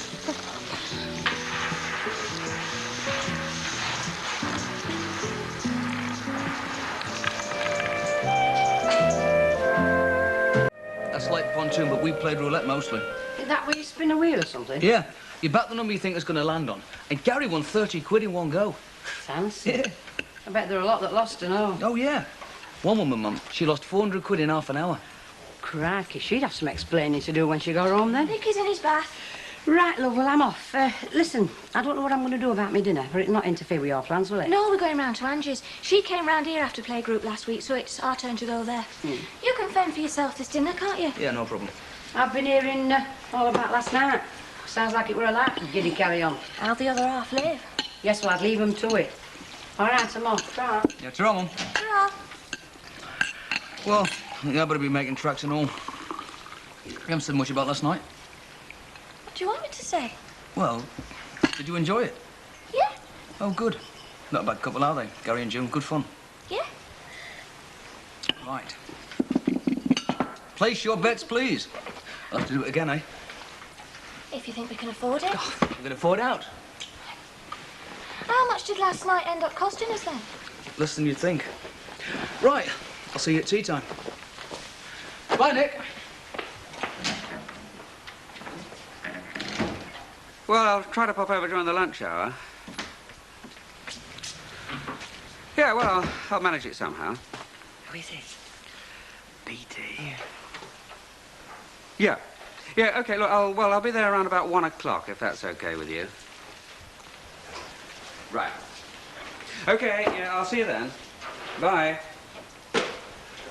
You going to see Uncle Albert? Yes, by royal decree. Is he all right? Well, he's a bit under the weather, apparently. Oh, dear. You know what I think? What? I think he's feeling a little bit homesick. That's what's really the matter with him. What, homesick for us, you mean? Well, for this house, for here. Yeah, well, he has been at Beatty's a long time. Are you trying to say something, Ken Barlow? Well, if he does say he wants to come back, what do I say? I'd better get his room aired. Oh, thanks, love. You know, it's marvellous, isn't it? He sits up in bed, puts his teeth in, says, I want to go home, and we start scuttling about like a couple of frightened rabbits. I know, it's a good job we love him. It is. Morning, Governor. And what a lovely morning it is, too. Make a sick brick smile, it would. Oh, well, can't blame a girl for trying. Bet, Yes? is that what you call wearing something a bit more respectable? It's what I wear to funerals, is this? Well, you wouldn't wear it to mine. I wouldn't be at yours, cock. What? Nothing. Look, Bet, if I wanted some younger stuff behind this bar, I'd go out and get somebody 19. Like that, what you did last time you were here, you mean? Only after you walked out on me. I could do that again. You could. I don't know who washed up these glasses last night, but they're a disgrace. Oh, all right. Wait your hurry. Being as fast as I can. Yes. Morning. Is the boss in? Well, obviously, I'm here. If you mean my husband, he's still in bed. What, at this time of day? Yeah, well, it's his back. At least according to him it is. Mind you, there's nothing much wrong with his belly, just by the breakfast he's just eaten. No, I was running to have a wash leather he could lend me. Mine's in bits, and I can't get a replacement out at council. It's all this rate capping, you know. Oh, yeah. Yeah, I think I can find you one. Come on in. I think there's some in the kitchen.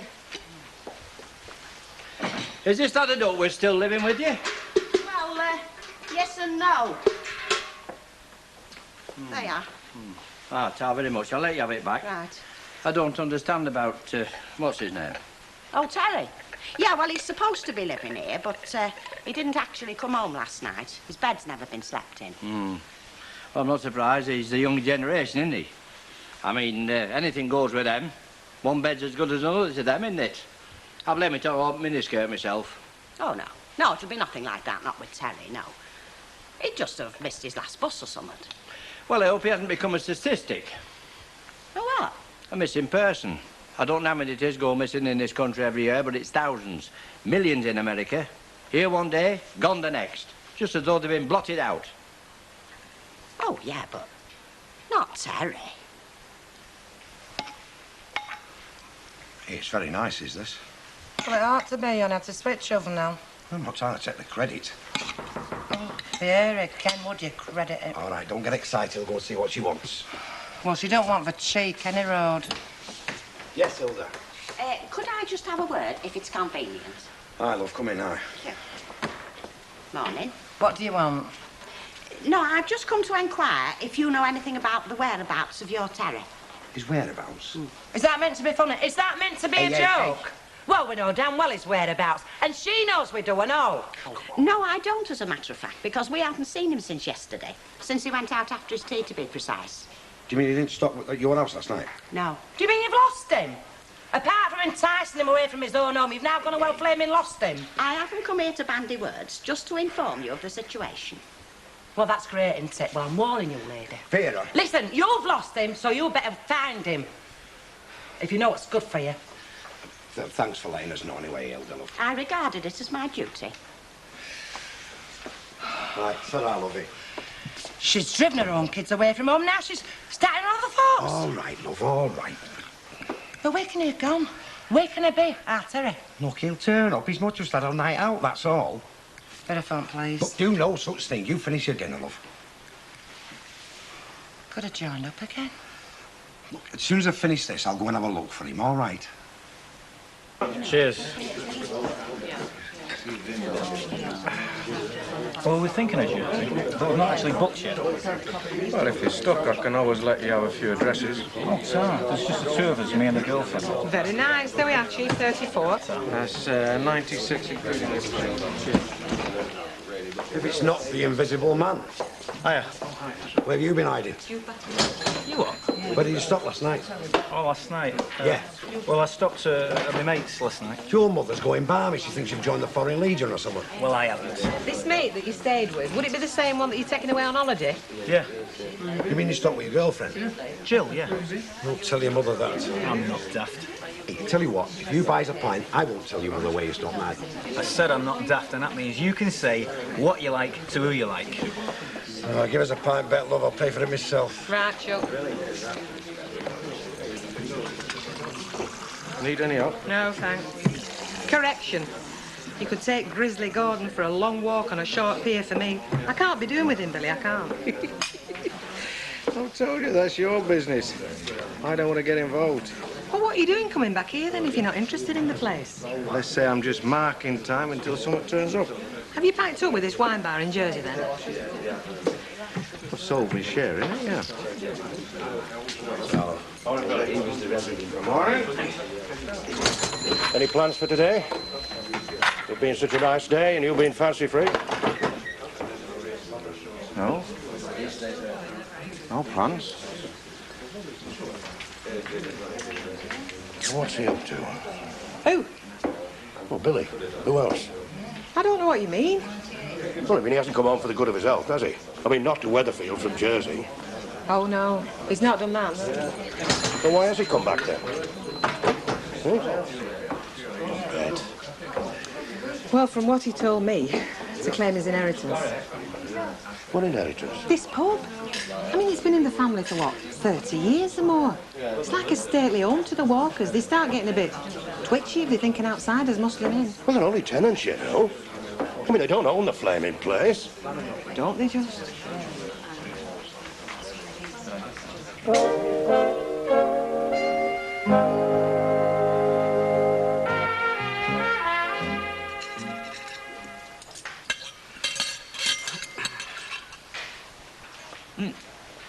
I'd better be off, or Uncle Albert have me on a charge. Now, me and Ken, if he wants to come back, he's welcome. Yeah, I know, but, But what? Well, it was a bit, what's the word? Cosier without him being here, wasn't it? A bit more intimate. Oh, intimate, he says, without even blushing. Yeah, but it was, wasn't it? Yeah, it was. Well, who knows? You might get fed up with intimacy if it went on for too long. What do you think? Oh, yeah, could have a point. All right, off you go then, on your way. Fetch Uncle Albert back. All right. Oh, I'll deal with that on the way out then. All right. No, bye. Ta-ra, love. Oh, Ben. Sorry, it's BT, what are you doing here?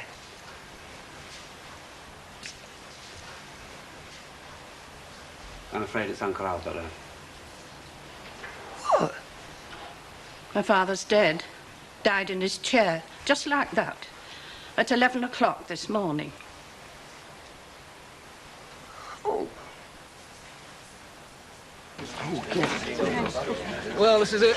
I'll get him in. What are you having, Julie? Campari and soda. Okay, Brian. Half a lager, please. Don't be long. We haven't dragged you away from anything right important, have we? No, that won't wait.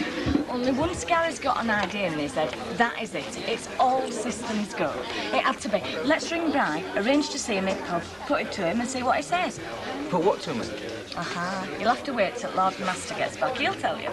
Did Gail enjoy herself last night? Yeah. Had a smashing time. Oh, good. She's lovely, isn't she? Well, I suppose she'll do. Listen at him. Now, she'd have somewhere this dinner, otherwise we'd call for her. Twice with your Campari and soda, love. Yes, please, love. Has he said how long he intends stopping? How long's a piece of string? You did say 2 halves of lager, didn't you? Thank you. Do you know if it's Mrs. Walker that sent for him, or is he here off his own bat? A joint operation, I should think, like everything else they do. Friend of Brian's, did he say? That's right, How do you do? How do you do? Hey, I thought you liked it here. I do, it's a good number. No, but it's not big enough for 2 landlords, is it? Well, who's the other one? Andy Walker's little lad. Give us a pint of bitter, will you come? Cheers, mate. There you go. Well, has she told you what this is all about, then? I said you would. Oh, well, then. It's about sun, sea, duty-free booze, golden sands. We booked this villa in Marbella.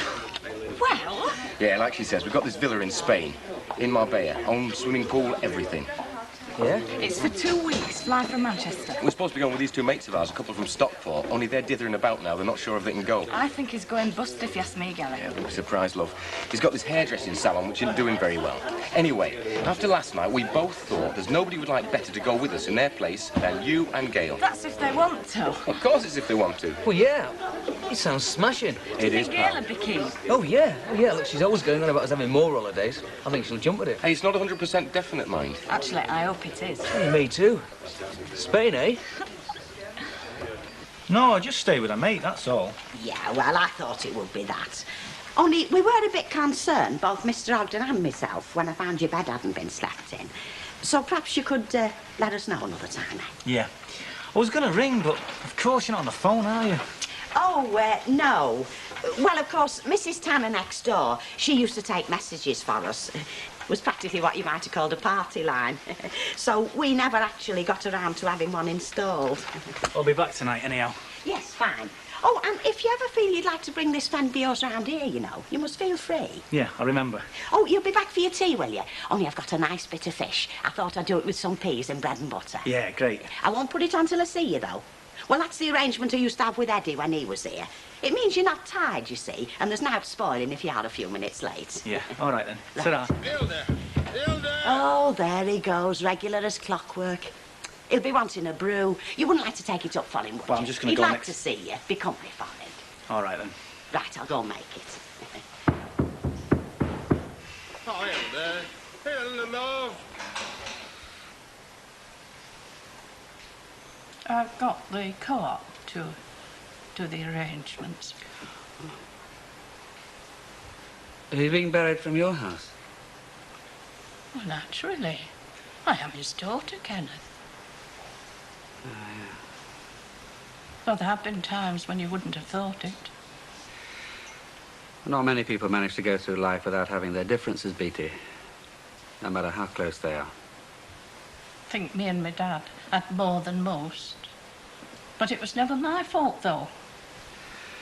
No, of course not. No, Uncle Albert was, well, we all knew how independent he could be.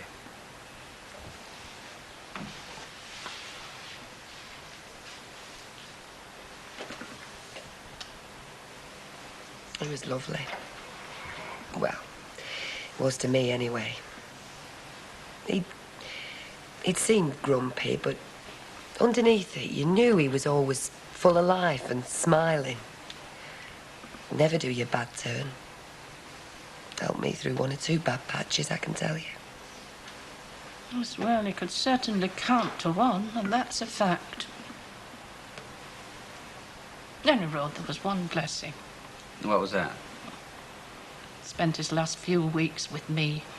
I could see he was grateful for that.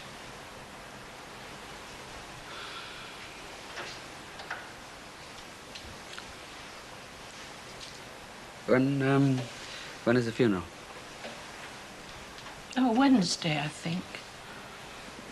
The undertakers will let me know later today. Won't be many coming, I don't suppose.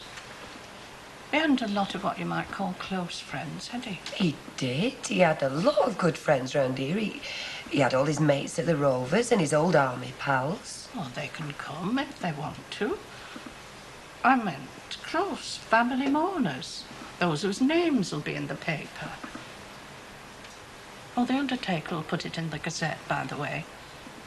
Death notice. Yeah, and I'll write something for the recorder.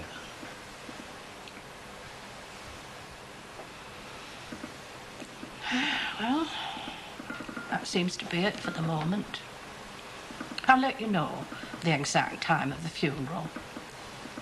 I thought we'd go back to my house for refreshments. I'll run you home. Oh, no, that's all right. I have 1 or 2 errands to do. Makes a lot of work, doesn't it? When somebody dies. My Norman's useless at times like these. I'm sorry, BT. Very sorry. I know you are, Kenneth. He was very fond of you, you know. Very fond. I think you were like a son to him. Bye, Deirdre. Bye.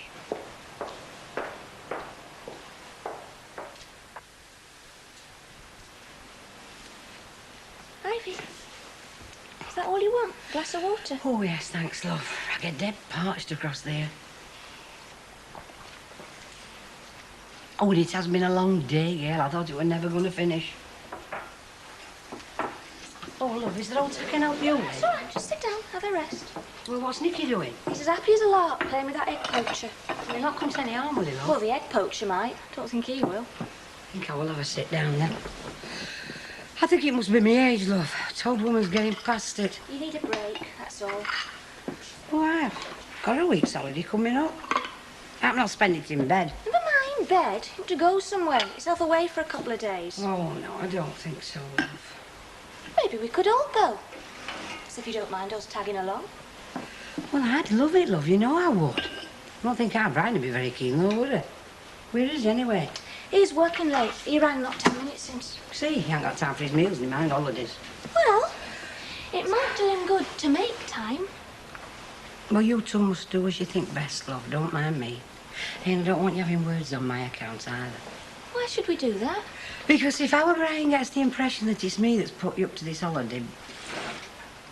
Oh, forget I said oh. Never mind holidays.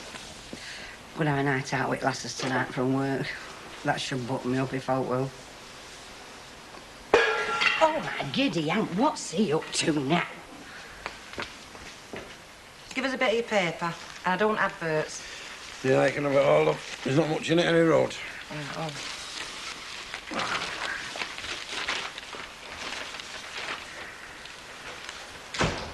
Hey. All right, all right. Oh, Terry, love. Hiya. Oh, well, come and sit down, love. Make yourself comfy. I've come to collect some clothes. Oh, don't tell me you're going again. Don't tell me you're not stopping. I'll go up and get them. He's not leaving this house. Listen, Vera, you want him to come back, don't you? Of course I want him to come back. Right, well, if you take my advice, you'll leave well enough alone. Do you mean just sit here and watch while he walks out again? I am his mother, you know. Listen, he's already fed up of stopping at the Oggies, isn't he? I mean, he didn't stop there last night, and I've seen the way he talks to Stan. Believe me, it's no bed of roses round there, you know, and he's just beginning to find out. Now then, if you're patient and you don't nag him, he'll be back round here before you can say Jack Robinson. Yeah, but what if he isn't? We might not see him again. This might be our last chance to talk to him. If we keep having a go at him, you're going to drive him out. Well, that's typical, isn't it? Your answer to everything, yeah. Sit back, do nothing, everything will sort itself out. Shut up! I won't shut up. Oh, hello, love. Sounds like things haven't changed much. Let us know when they have. Well, I hope you're satisfied. Right. Have a nice time. I'm not promising. I'd have been better off having early night. You'll be glad you've gone when you get there. Yeah, happen. Listen, Gail. Promise me one thing. Don't forget what I told you. You and Brian, you must make your own plans. And don't worry about me, because I'll be happy knowing that you two are happy. That's the most important thing. OK. Right, I'm off then, Brian. Bye, Mum. Oh, and don't come back drunk, will you? There's something very wrong if I do. Bye, Ivy. Oh, yeah. Better get off then. Hey. Hey, come here. What? You sit down, I want to talk to you. Gary and Ju rang this morning. I ended up going for a drink with them. Oh? Anyway, how would you like us to go away with them for 2 weeks on holiday? They booked this villa in Spain, see, and the couple they're going with might drop out. So what do you think, eh? Might. Well, it's almost definite from what Gary says.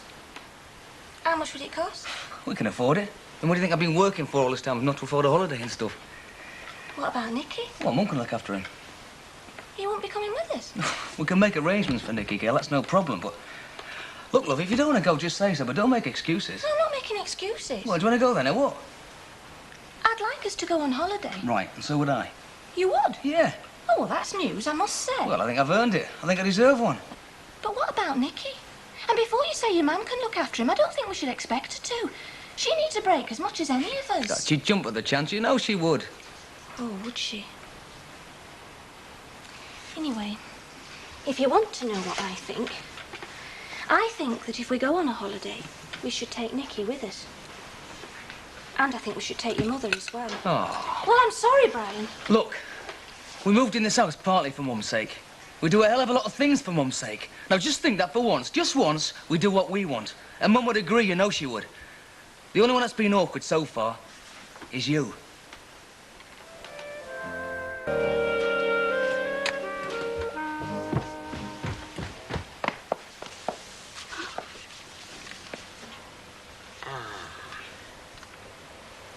Mr. Stanley Ogden, Esquire, VC, DSO and bar of soap.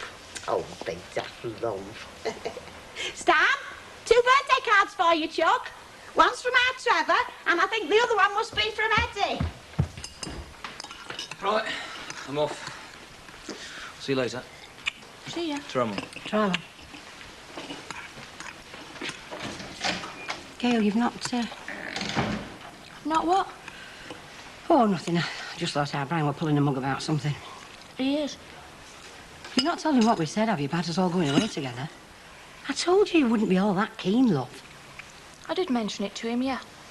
But he got in first. How do you mean got in first? With another idea.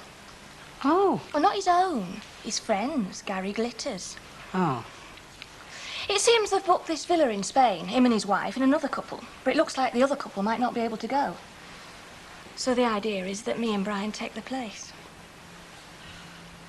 Oh, that would be nice, won't it, love? A villa in Spain. Marbella. Marbella? Yeah.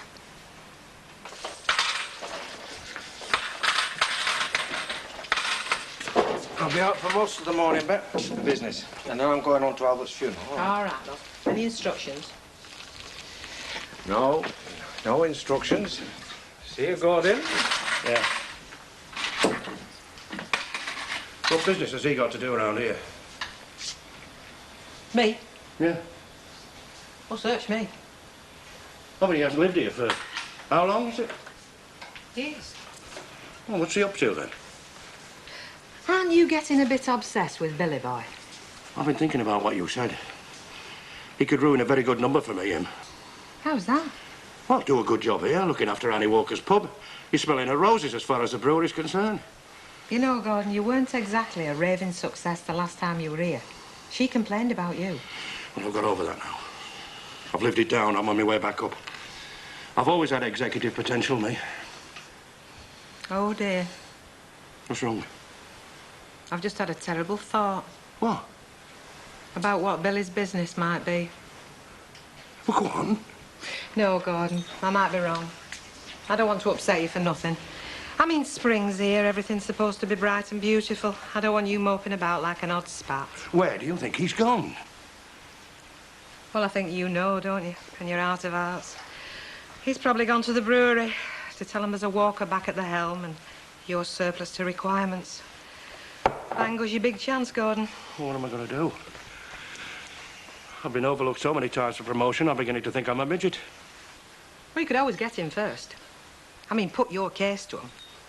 Tell him Billy's no right, treating this place like a model lodging house, bobbing up here from Jersey just when it suits him. Stand up for yourself, Gordon. They'll respect you for it. You're right. I'll do that. I'll go now. Good luck. And thanks, Bet. Well, you're not such a bad lass, are you? I hope not, Gordon. What time do we tell Emily we'd pick her up? 1:15. Oh, plenty of time then. I hope they've delivered our wreath all right. They usually do, lad. Yeah.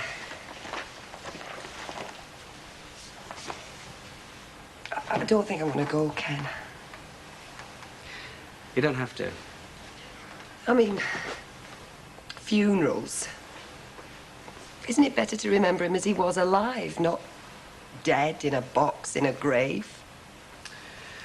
Well, that's how I'll always remember him. A jaunty little man who enjoyed life to the full, even in the trenches, I dare bet. I'm just being silly. It's just that he seems so permanent, even at his age. Do you know what he once said to me about getting old? He said that there are just two periods in a lifetime when you can really be yourself. When you're very young and when you're very old. Everything in between is sort of compromise between situations and people. Well, Uncle Albert was himself for longer than most. And didn't he make the most of it? Do you know what I wish? I wish I could buy him another rum. That's all, just one. Watch his eyes twinkle when he drank it. I know what you mean. 65. It's a milestone in a man's life, and that's a fact. He'll be a man of leisure now. Phew, Stan's always been a man of leisure. Mind you, he's always managed to make it look like he had a hard, dirty job. Oh, he'd have made a fortune if he'd been a film star. All right, I'll be off. Here, What? what's he asked you to get for him at the Rovers? Nothing. Not a thing. You're not a very good liar. Well, he just wants me to fetch him a couple of bottles of beer, that's all. Oh, he'll never alter. Do you know, money still burns holes in his pockets, even when he's not wearing his pants. I'll get him his beer. All right, then. Cheerio. It's all right. Thanks for coming to see him. Much appreciated. Oh, young man, you've not become a statistic, I see. What's all something on about? Something about me being a statistic. Oh, he thought you'd gone missing for good. You know, the other night when you stopped at your pals. Did he? It was your pals you stopped at, was it? Because I don't hold with carryings on, you know. Not if you're going to stop under my roof. Oh, I have to be very strict with Eddie about that. Although not strict enough, as it turned out. You listening to me? Yes, Mrs. Ogden. Any chance of any dinner? Well, Stan says he fancies a couple of fish with a nice dollop of gravy on from the chip shop. No, not for me. I'll go down to the Rovers for a sandwich or something. Oh, just making him a parking for his birthday. He loves parking. You can lick the spoon after if you want. Yeah, love to. Well, anyway, see you later. Right. Oh, just go and see what he wants, will you, Chuck? I'm all over flour. Well, he'll want me to put a bet on for him, won't he? He still owes me what I put on for him yesterday and the day before. Well, take it out of his winnings. But he never flipping wins, does he? Hilda! Oh, please. I'll save you the dish to scrape out and all.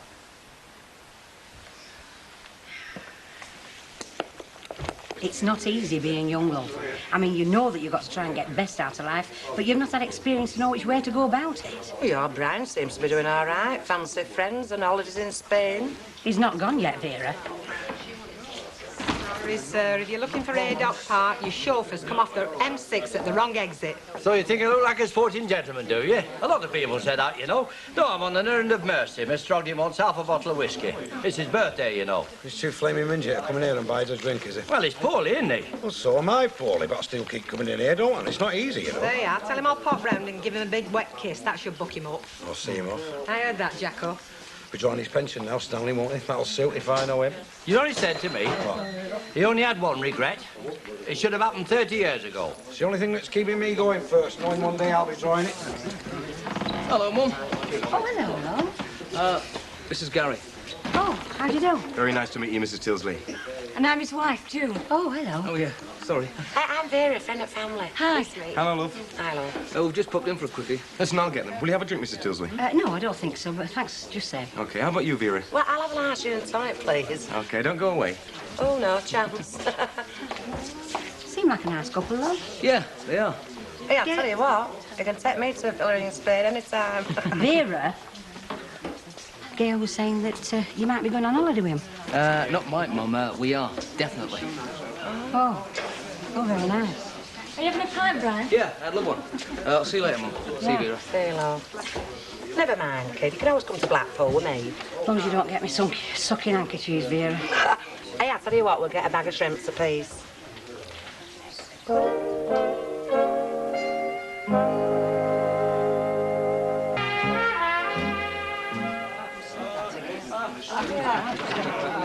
Heyo. How's our turret? He's very well, thank you. You said he were coming in here. Well, he hasn't. I probably heard you were in then. You've enticed my lad, Hilda Ogden, enticed him. Though God knows how. You're better off living with a ferret. Well, that's one of the reasons he left your house, because he was living with one. Hey, you two, do you mind not rowing? I've got my Brian here with some friends. I don't want him embarrassing. Well, he should never have come back to live in this street then, should he? He must have known the risk he was running with her living here now. Do you know how our turret could leave home to live with her? I'll never know either. I won't. Tell you something, dear. It's got me beaten all. Can I have a couple of bottles of beer for Stan, please, Bet? It's all the poor old chuck can manage on his birthday, I know. What's he going to do with that whiskey Percy Sugden got him then? Disinfect himself with it? Well, by the heck. Do you know, it's like trying to handcuff an octopus trying to outsmart my husband. Give me a bottle then instead. Whiskey? Oh, have a good mind to. No light ale. Gail? Is Brian? Oh, yeah, he is. They've not been in very long. Has he said anything about... You're definitely going to Spain. Who are we? You go, love, you'll enjoy it. Yeah. You're your own worst enemy, you know. I know. Comes with being a mother, Vera. Come on, let's go. It's my shop. Same again. Yeah, lovely, mate. Hello. Right then, but why don't you sit down and bring him over? Yeah, good idea, pal. I'll just move these dead bodies. Well, now, would you like to hear the good news, Gail? They've backed out. The couple that were coming with us to Marbella. So we're all off to sunny Spain together. Isn't that marvellous? Yeah, it's great. It's really great. Oh, we'll have a terrific time. Because everything's so free and easy out there. Yeah, you can't help feeling free and easy. The vino's so cheap. And there's a fantastic little beach just 2 minutes walk away. Where everybody's topless, naturally. And we know quite a few people now in the villas round about. So there's a party somewhere nearly every night. In fact, we're actually thinking about buying somewhere there next year. Yeah, I'm going to suss out 1 or 2 possibilities this time, as a matter of fact. I think you've got to have a place in the sun you can go to, especially when you live up here. God, too right, love. We've just been whetting Gail's appetite, Brian, for the holiday. Yeah. Telling him about the topless beaches and the parties. So here's to Marbella. And the good life. Cheers. Cheers. Cheers. Yeah. Hello, Gordon. You've been a long time, haven't you? Have I? How did it go then? I'll talk to you later. When you're on your own. Oh, he doesn't look very happy, does he? No, he don't, does he?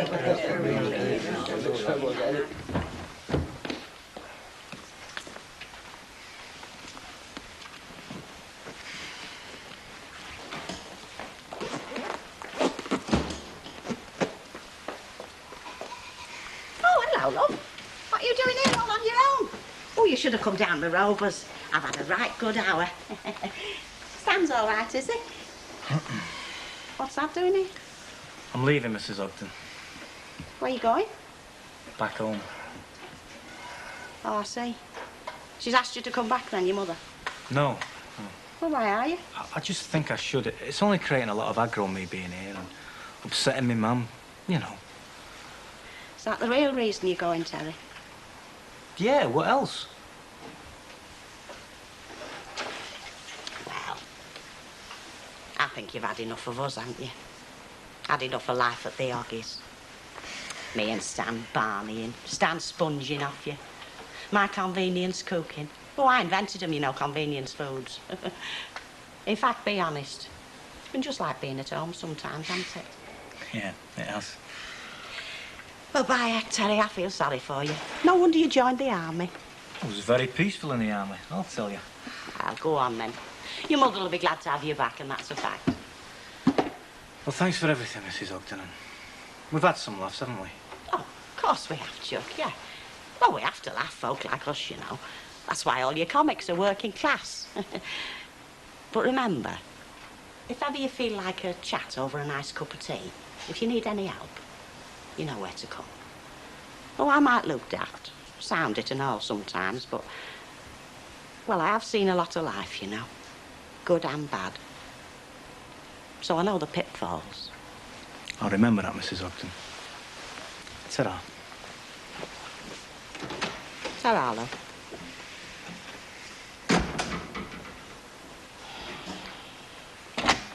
I'll have to get back to garage, Gail. You've got 5 minutes. This is important. All right. What's the problem? As if I didn't know. Do you really want to go to this villa in Spain with them two? Gary and June? Gary and June. Yes, I do. Why? Because it sounds like a good time. What, topless beaches? Topless parties too? I shouldn't want that. Oh, grow up, Gail. They show topless beaches on TV every Sunday. It's just not my scene, Brian. You don't know till you try it. I do know. You're just being a killjoy, Gail. I'm not. It's just not me. It's them you don't like, isn't it? Gary and June. I'm not crazy about them, but I don't dislike them. As a matter of fact, I got on very well with June. It's the lifestyle. What they want out of life. That's what I don't like. All they ever seem to talk about is money. Making it and spending it. On drink, mainly, from what I can see. There's people round here like that, in this very street. Do you close your eyes when you go for a drink and they're over, or what? That's what I don't understand. It's the same life, just a bit upmarket. There's no difference between drinking your life away in the Rovers or some posh wine bar. There's all the difference in the world. Well, I don't see it. They both leave a nasty taste in my mouth. It's all right for the odd night, Brian. Not night after night. You get fed up of best steak night after night. So what you saying? What I'm saying is, I'll go to Spain with them. And I won't pull my face, not once. But I'm not happy about it, Brian. I'd rather go away on a family holiday, as a family.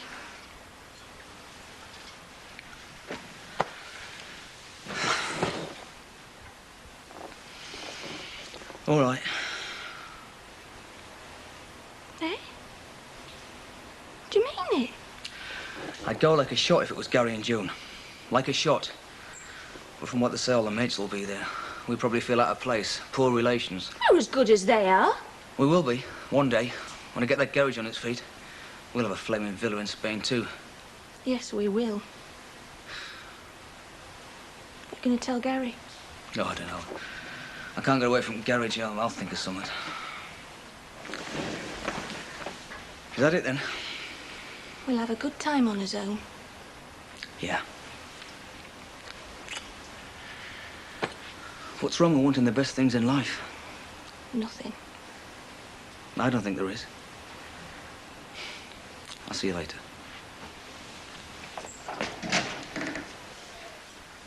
Come on now, Jack, let's be having you. You've had your fair share this dinner time, you can't deny that. Yeah, I've been doing a mate a favour, haven't I? Oh, have you? Yeah, but to celebrate Stanley's birthday, because he couldn't celebrate it himself, you see. That's what made it fall. Oh, yeah, I'm sure Stan's very grateful. Give us a kiss. Get out. No, you don't. Oh, there you are. Do you know, I thought you got locked in the cludgy or something.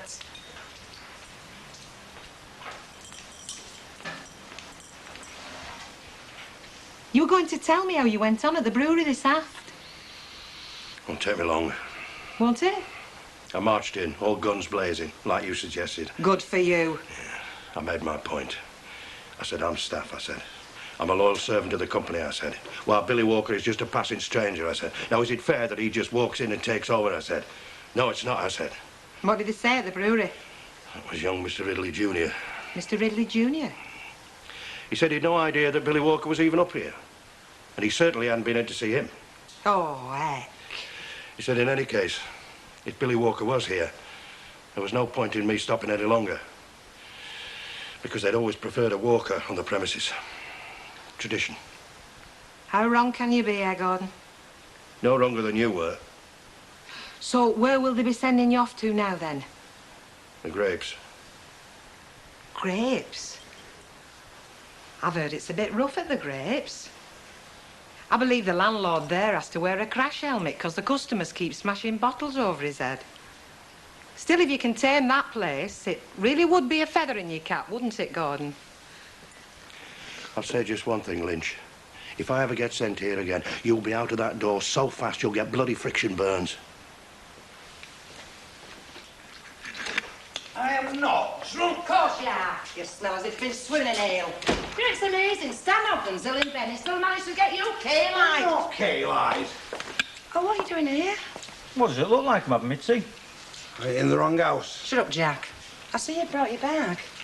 They follow you. What's in for you to do that? You've come home, haven't you, Terry? That's right. Why? I thought we weren't good enough for you. Well, you shut up. It's all right, Mum, I'll answer him. I just wanted to come home. I know nothing's changed, that's obvious from the row you've just been having now. And I am not drunk, by the way. I just felt like coming home, that's all. But if you don't want me to stay, you Oh, know... don't it's that I want you to stay. We missed you, love. Well, I did any road. You were, you know, especially going where you did. I'm sorry, Mum. Oh, forget it, kid. Let's let bygones be bygones, eh?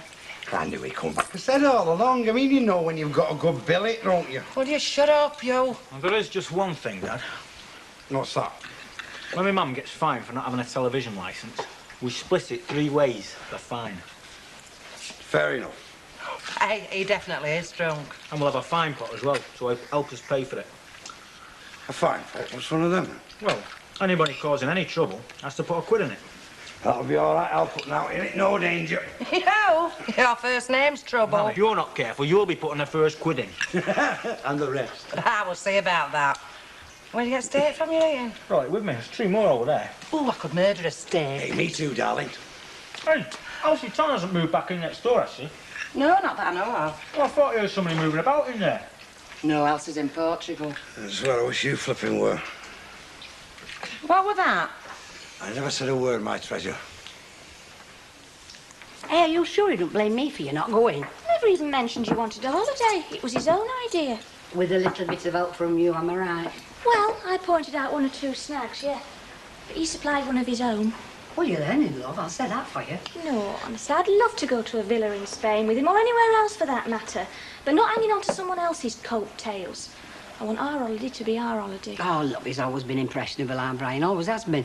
In fact, he can be blooming childish at times. It's one of the reasons I love him. Hey, Ivy! Oh, what did you want? I thought I'd seen it last to you for one day. Well, that's nice. Well, if you don't want to know my news, it's all right by me. Well, go on then. Elsie Tanner's back.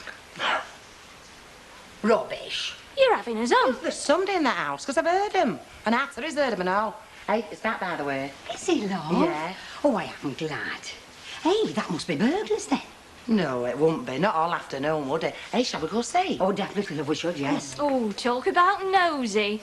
Elsie, we're a friend, Gail. Yeah. Hey, and we want to know what's gone wrong in Portugal. Yes, we do. Come on.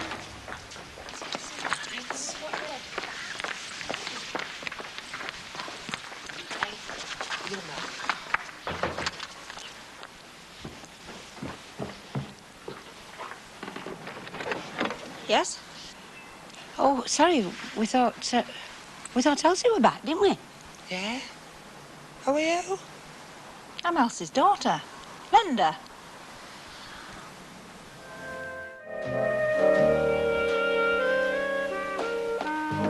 Hey, what do you call that? It's my night off tonight, isn't it? Oh, tonight, yes. It's 10 o'clock in the morning, in case you haven't noticed, love. Oh, I'm ahead of the game already, Betty, my love. I've bottled up, fully dildo, got the wages ready, and now I'm practicing. I think that's it. Practicing what? The art of enjoyment. Fun, in case you've never heard of it. I'm revving up for a great night out.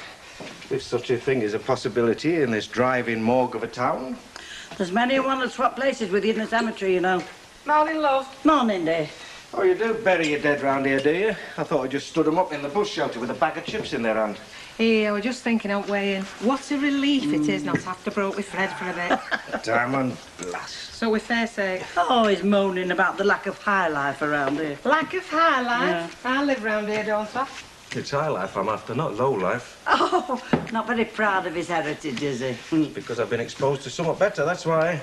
Oh, she'd better have back to Jersey then, shouldn't he? Oh, that's nice. Yeah. Hey, come on, Bet, give me one decent way of having a good night out in Weatherfield. Well, you could go up to the road junction. They get a crowd there every night watching the traffic lights change. Not exactly. Or I could sit in some flea pit watching some out-of-date, out-of-focus old film. See, you spoilt for choice. Yeah, or alternatively, I could watch a couple of mangy whippets chase a lump of old rabbit skin around a dirt track. Aye. Or you could go and watch the kids play cowboys and Indians on the wreck. Is he? Now, where are the cocktail bars, the twilight rooms, the glamour and the sophistication? Well, you'd have to ask Mike Baldwin about that.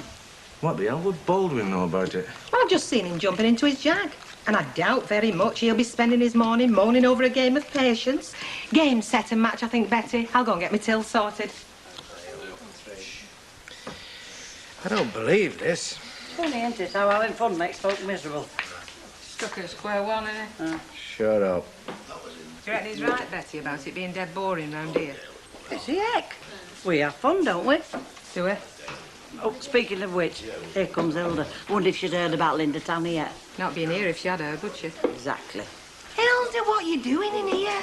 Well, I've come for harder and drink, haven't I? To swell down all that dust I've been breathing in. Light air, please. Yes, certainly. I thought you'd have been chatting up your new next-door neighbour, love. What new next-door neighbour? You're not trying to say you've not heard, Hilda? Not heard what? My God. I never thought I'd live to see the day when news travelled faster than Hilda Ogden. She's having us on. I'm not. Aye. Time to hang the tongue up behind the old kitchen door, Hilda. It can't be true then, can it? What can't be true? Oh, I'm not believing anything if Hilda's not heard about it. I mean, she usually knows about things, you know, long before they happen. Must be a cock and bull story. What must? Only that Linda Tanner's turned up at Elsie's. Excuse me, I've just remembered something. What about your drink? Put the top back on, I'll be back in a bit. That was fun, weren't it? Aye. Well, it lasted. Oh! I used to play this game a lot, but I had to give it up. I was tearing up too many packs of cards. Not my forte, really, patience. Tell you what, Jack, it's making me lose mine, actually. No, put your 4 on your 5 of spades, not your 5 of clubs. Do you mind? I was only flipping helping. Yeah, well, it's a solo game, isn't it? Oh, well, we could be playing something, couldn't we? Could have a crib board out, pegging away, yeah? Yeah, put your 9 on your 10. Well, it's a pub, not a flipping library. We could be playing something proper, couldn't we? Like what? Well, like your pontoon or your poker, something masculine, you know. You've got a good idea there, Jack. Have I? Yeah, of course you have. A little school of poker tonight. You, me, a couple of the lads. What do you mean, gambling, like, for money? You're not bowling out, are you? It was your idea. Oh, no, I'm the heck. No, gambling. Great, ace.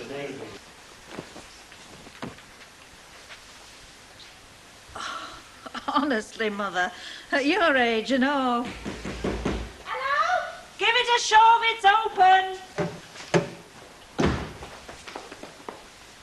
Oh, thank goodness it's only you. I thought you'd rob us or gypsies or something.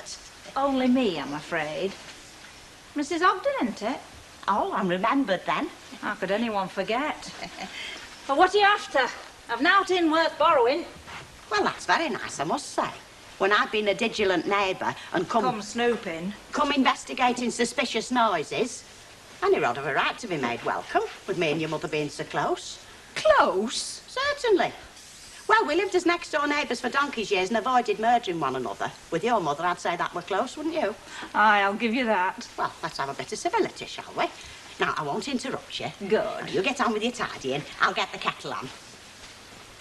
Have you heard where it's ended up, Aspel, night out? No, what? Gambling session at that room. Oh, no. Oh, yes. I knew I should never have mentioned cowboys and Indians. They'll be calling it Billy's Saloon in here next. Me and you will finish up doing a can-can on bar top. They'll be having a shootout of me in the snug. We'll have to send for Wyatt Alf to keep the peace. Yes, Percival.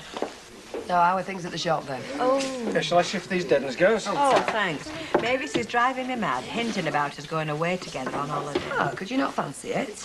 I'd sooner drown myself. She's lonely, though. I know how she feels. Oh, there's no need for you to be lonely, my lovely. Oh, you've done it now. Done what? I'm as safe as houses, I am. House of cards. That's very appropriate, that. So I said to this fella, the inspector, council should provide me with a proper waste disposal unit. A drain is a drain is a drain. If I'm to be expected to empty the waste tea leaves out of a 5-gallon urn down the drains, a blockage is inevitable.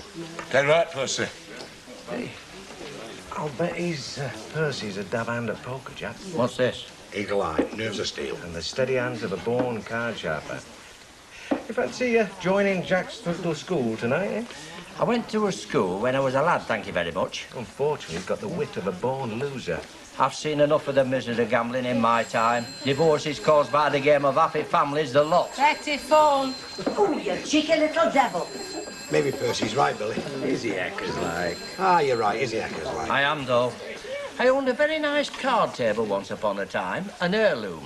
I lent it to a neighbour who I trusted for what he called a nice, quiet game of cards. He smashed it up over the other fella's head. Never. He did, though. He moved away, he couldn't face me. Hey, I might be interested in playing. What are you playing for, match day? I am. Well, we'll keep the stakes low. Whatever we decide amongst ourselves. Do you want in? Aye. Get me out at road at telly for the night, won't it? Good lad. Come out of the way. It's for you, lovey. It's Eddie Yates. What's he want? He wants a word with you. It's urgent. Eddie? Yes, come on before his shilling runs out. Probably about the baby. Ah. Yeah. It's probably about the baby. Ah.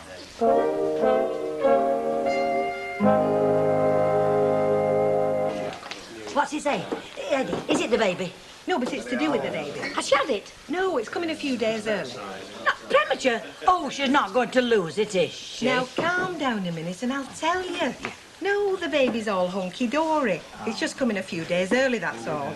So Eddie's sitting there, biting his fingers down to his knuckles and getting ready to whisk her off to maternity. Get the picture?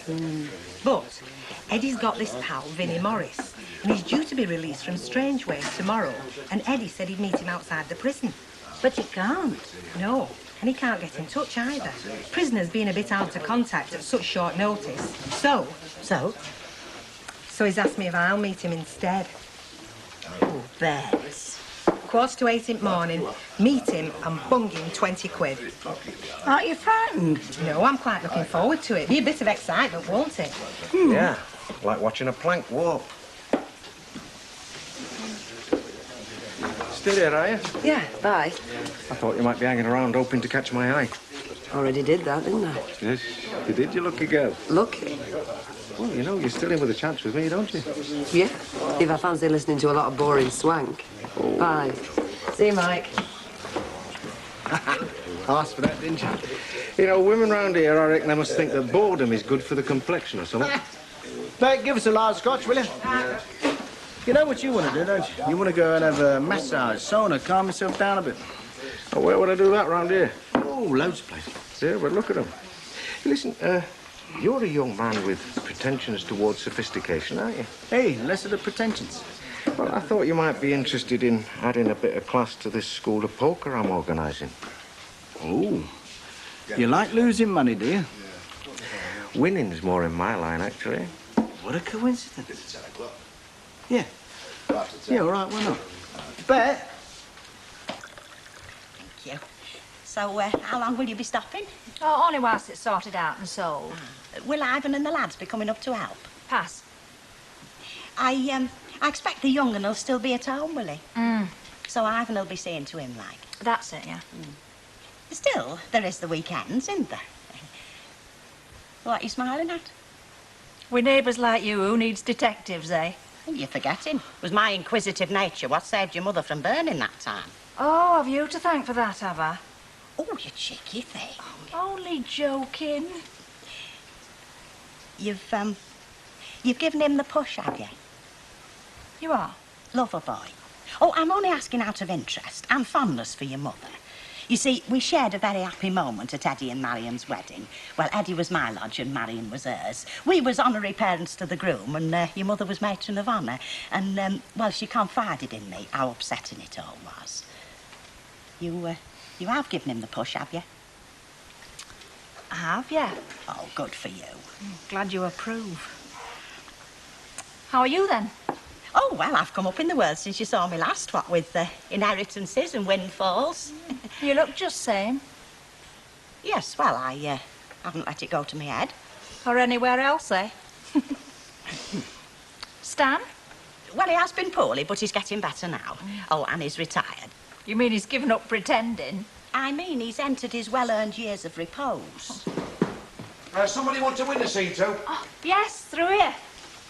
Oh, sorry, I'm not interrupting, am I? Oh, no, nothing. Hilda's just going, aren't you? Did Alf send you? Aye. Yeah. It's there. Yes, well, ta-ra then, and if you want out...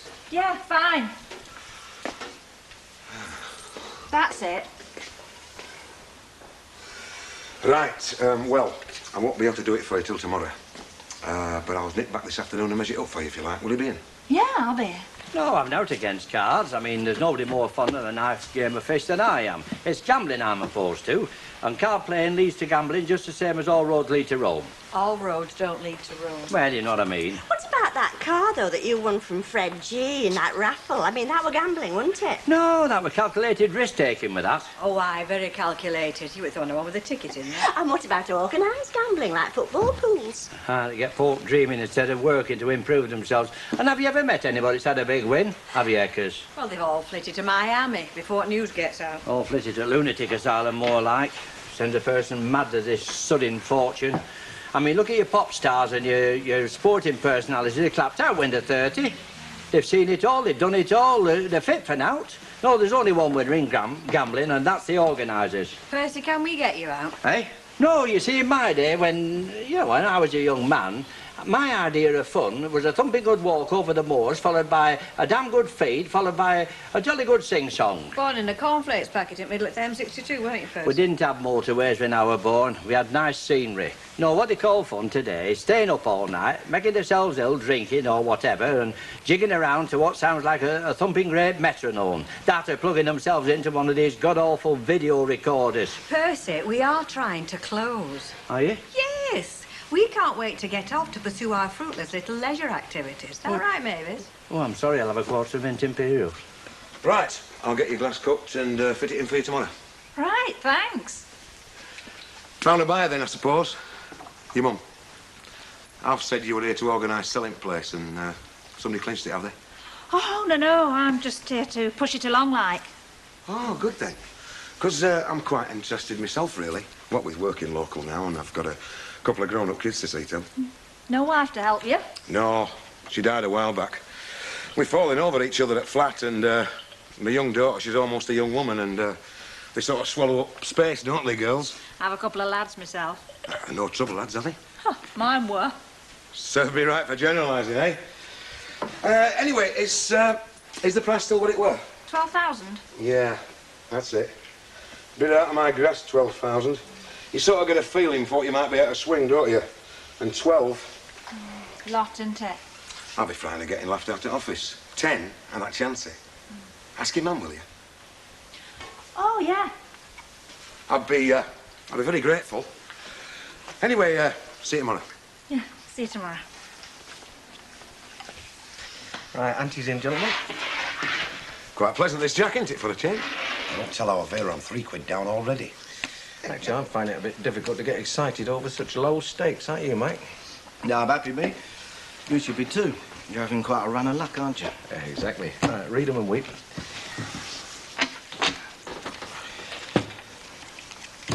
Mike? Give me 3. Phil? 2. Jack? 4. All right, and dealer takes 1. Mike to open. 10p. You're 10 and raise your 10. 20 and up 10. You're 30 and up a quid. You got your parachute on, have you? Why? I think it's time for us to bail out. Them two have got that look in their eye. Hang on a minute, fellas. You're 120 and up. 2 quid. No, that's me finished. Me too. Best been under the lad all night and all. We'll take IOUs, won't we? Not off me, you won't. I'm glad I've seen sense. I'd hand like a foot. I took enough of me tonight. Listen, I thought we were going to keep this low. This is low. Right, it's just me and you then, Mike. You're 2 and up 3. 5? They keep 5 to see him. Who wants to see him? I'll be scooting off now, Betty, if you don't mind. No, I don't mind, love, and the boss is too busy gambling. Ridiculous. I know. You pop off, Chuck. Oh, meeting somebody, are we? No, I've got an early start tomorrow, Alf. Oh, bit of jogging then, eh? Is it, eh? Oh, I thought I might go with you, to time you. No, she's meeting a pal of Eddie Yates outside Strangeways first thing I up. You what? Only 'cause Eddie can't make it. You invite trouble, you do. Don't worry, I won't be inviting him home. Well, think on you don't. I don't want no dubious characters in my shop. Don't spread that round, Alf. You'll lose most of your customers. Go on, get off. And be careful. Don't worry, I will. Night-night. Daddles. Daddles. She does bring out the parent in you, though, doesn't she? I mean, she's that daft. I mean, sometimes I feel like mothering her. Smothering her. Oh, hey up. All over in there, is it? Partly. Other two look set for tonight. Too much for us. I've never seen so much money on a table. Mike Bowling just lost 30 quid on one hand. Oh, way, and some families have to make do on that for a week. Oh, did you see Linda? Aye, I did. I'll see to her tomorrow. Thanks for the tip. OK. You fancy a game of others, Jack, for a tenner? A tenner? Yeah, one of them little round silver jobs, you know. Ah, got you. Make it a fiver, and you're on. Oh, God. 30 quid. Not stacking yet. Not stacking, not seeing. Getting a bit ridiculous, isn't it? Oh, you want to chicken out? No, but I firmly advise you to. Of course you do.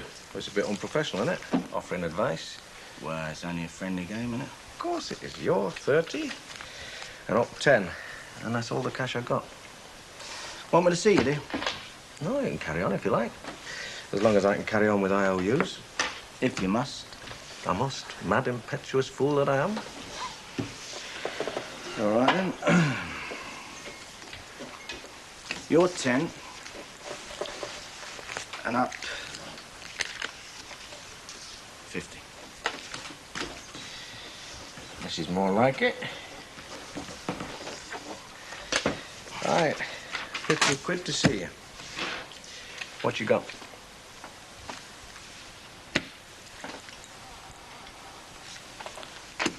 Four twos. You?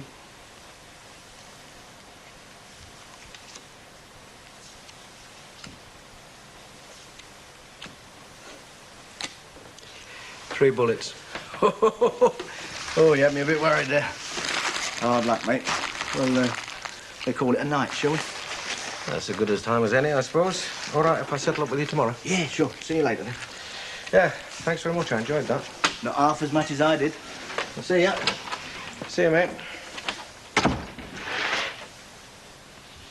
Sodja.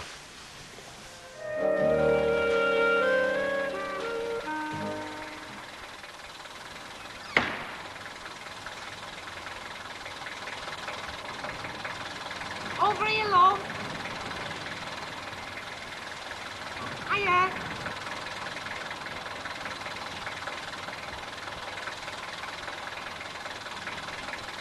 Mother? It's Vinny, isn't it? I'm Bet Lynch. I'm here to meet you. Eddie sent me. Come on, get in. Come on, love. You're not frightened of me, are you?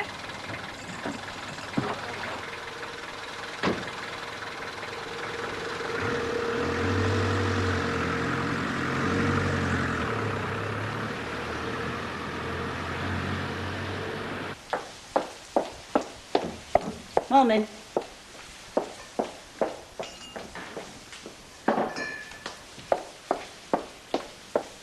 Morning.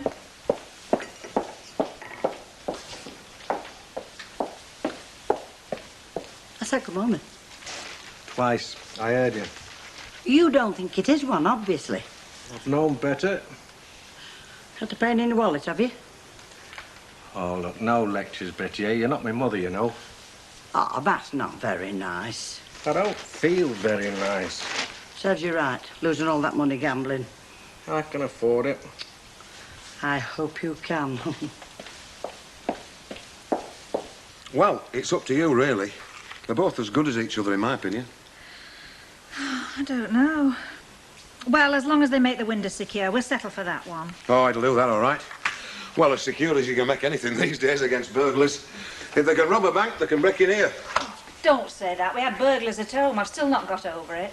Well, I hope you lock your front door before you come up here. I did that all right. Well, your husband will be standing guard, won't he? Oh, yeah. Right, then. I'll make a start. I'll fit your new window pane in first. Oh. Would you like a cup of tea before you start?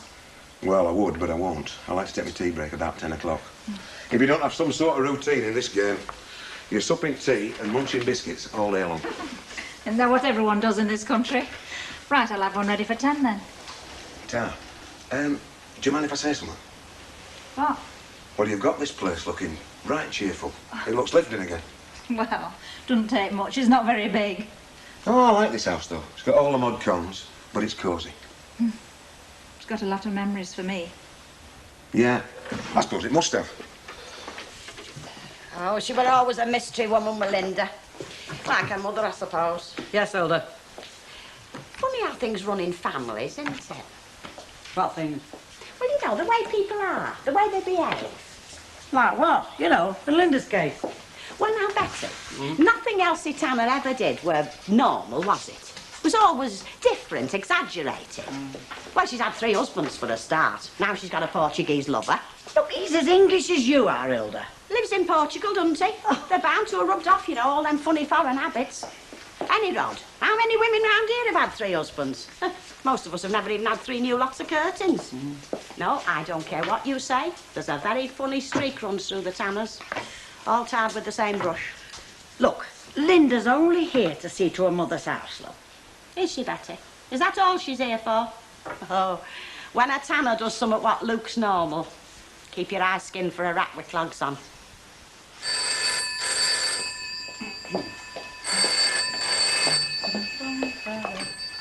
Hello, Rose returned.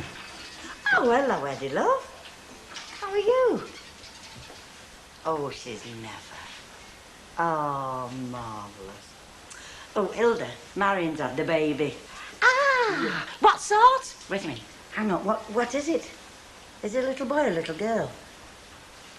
No. It's a little girl. Ah. Yes. What did it weigh? Wait a minute. How much did she weigh? Oh, £9 too. Oh, hey, what a bumper. Are they all right? Wait a minute. Hang on. Well, come and have a word with him yourself. Yeah. Hang on a minute, Eddie. Here, love. Ta, Betty. Hello, Eddie. Hilda speaking. How are they then, Marion and... Ah, mother and baby doing fine. Yeah. Oh, I bet you're proud of yourself, aren't you? Bet. No, she went to meet this friend of yours. Didn't you, Betty?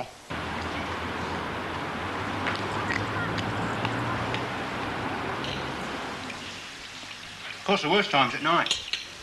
Seems to press down on you more like you're under a blanket, you know. Really? Company ain't all that good either. You make some right villains inside prison, you know.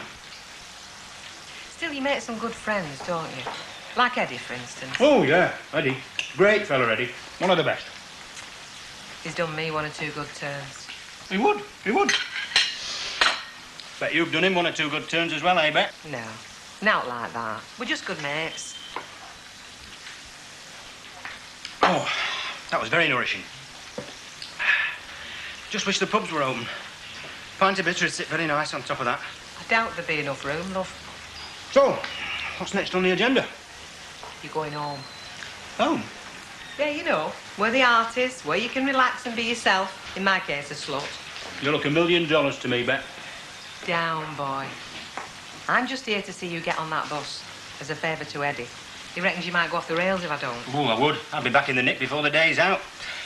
Coppers seem drawn to me for some reason.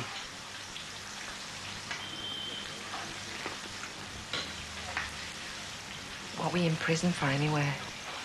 You'll never believe it. I got some nick copper and that stashed in our backyard. And my mother only asked the community, Rosa, to keep an eye on the house while she was away in Australia. Australia? Aye, our Michael's out in Australia. Got his own business, doing very well and all. Keeps asking me to go out and join him. Why don't you go then? Well, it's not very cultural, is it, Australia? It's a bit rough, isn't it? When was the last time they won the Eurovision Song Contest, eh? I wouldn't know, love. Right, are you fit? Aye. Oh, I nearly forgot. Eddie asked me to give you that, just to tide you over, like. 20 quid? Oh, thanks very much. He's a prince, is Eddie. Right, let's get you to that bus station. I have a job to get to. What job do you do? I'm a barmaid. You work in a boozer? Fancy that. Beth, Yes, love? I don't think I can trust myself to be on my own yet. I'm sure I'll do something daft. Something wild after being inside all this time. It's the sudden release of tension, you know. Is it? Well, what can I do about that? Well, I feel safe with you. Like I'm with a mate, you know. Someone who'll look after me. Look after you? Well, I'm sure Eddie'd want you to. I heard he'd lost nearly £1,000. Give over, Percy. They'd have had to be playing for very high stakes for Billy Walker to lose that amount of money. It sounds more like the Last Chance Saloon than the Rovers' return. I thought it was only fellas like Steve McQueen who played cards for a lot of money. What was that film you were in with Edward G. Robinson who were on telly? The Cincinnati Kid. That's the one. There's thousands us at cards every night, love. You'd be surprised. Did I ever tell you about the time I played cards with a murderer? Did he, Al? Yes, I think he did. I was corporal in charge of the guard in Bombay, and this native Scotty had been arrested, suspected of killing somebody. He asked me to have a game of pontoon with him in his cell, so I did. You know, being humanitarian. And did you win? Oh, I won, but I never got paid. Why not? His cell was empty next morning. He'd picked the lock during the night and escaped. And you know, the only thing that fell out of him was a teaspoon. I lost my stripes. I've never forgiven him. Oh, dear. Poor old Percy. I think he'd be more bothered about the brass than the stripes. He's probably right. It's been long enough, hasn't it? This is Vinnie Morris. You know the chap I went to meet? This is Alf Roberts, my landlord, and Deirdre Barlow. Pleased to meet you. You're this friend of Eddie Yates, are you? Oh, aye, we're like bread and butter, me and Eddie. Well, he'd tell you himself.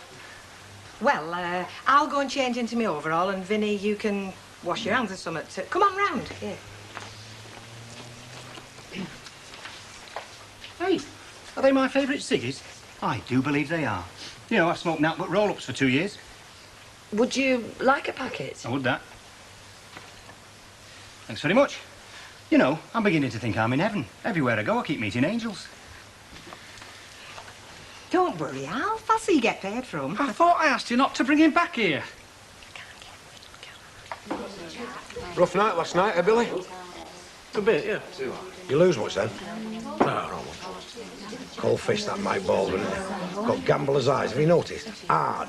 Not a flicker of what he's thinking. Frightened me, I'll tell you. And me. I had a mate once, you know, with a compulsive gambler. He would bet on anything. How many crisps there were in a packet, anything. But he always lost. Not on that Baldwin.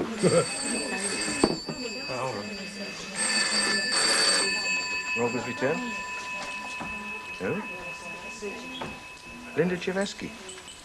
Oh, she's down at her mother's place. Yeah, well, look, I'm a bit pushed at the moment. Yeah, I'll give her a message if I see her. Who shall I... She'll know it is, will she? Yeah, all right. Right, Squire. Somebody after Linda? Yeah, a bloke. Wouldn't leave his name. Hey, I can give her the message if you like. I'm working down there. Did he have a foreign accent? No, it wasn't Ivan. Thought it might have been her husband, but obviously not. Hey, up here's Maverick. Anyone fancy a game of poker? I'm surprised you weren't wearing a nice shirt last night. I do, usually. Have a drink, love. Large ones. OK, dear. Oh, hello. I thought you'd left town by now. Well, for that amount, you do me a favour. You're hanging around for a bit? Yeah. Well, I've got the money. You've got the IOU? No. Right here. We do a swap. Can't wait. Hey, hello. Thank you. I'll get this. Oh. You're working in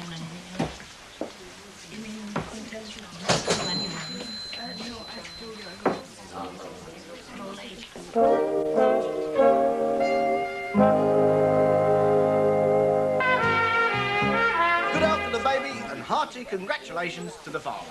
What about the mother? She had something to do with it and all, you know. Oh, yeah, no, mother. But if Eddie's got any sense, he'd have sent her back to the village by now. Oh, Mike Baldwin. Cheers. Good after the mother, the father, the baby, and everybody. All of it. Cheers.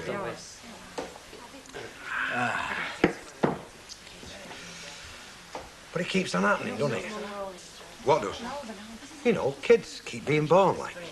Well, it should be a sorry state of affairs if it didn't keep on happening, wouldn't it? Yeah, but I mean, after all the millions and millions what have been born like, and not much improvement, you think he'd give up like? I mean, God would. Do you know, I was just thinking the same thing the other day, Jack.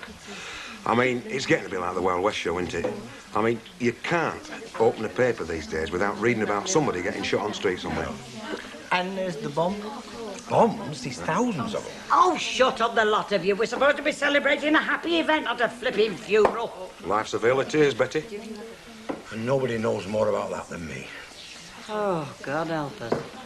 Oh, am I glad to see you. Where have you been, lovey? Oh, how do you do? Betty, I'm all right. Yeah, that's me. This is Vinny, Betty. Large as life and twice as handsome. Vinny, not... Eddie's pal. Oh, I thought you were supposed to be seeing... Aye, well, once she'd picked me up, she couldn't put me down. Could you bet? You could say that. So, this is the Rovers then, eh? Very tidy little boozer it is, too. Betty, give better drink of my order, will you? Endo, mate, give him one as well. Oh, you're a gent. I'll have a pint of bitter. So we married. We're celebrating Eddie's baby. Has she had it? What? A little girl. £9 too. Flipping heck. Still, with Eddie for a father, what could you expect? Isn't that great news, Vinny? Fabulous. You know, I think I'll change my mind. I'll have a double brandy. I mean, if you're wetting the baby's head, best do it proper. Well, especially at Powell's.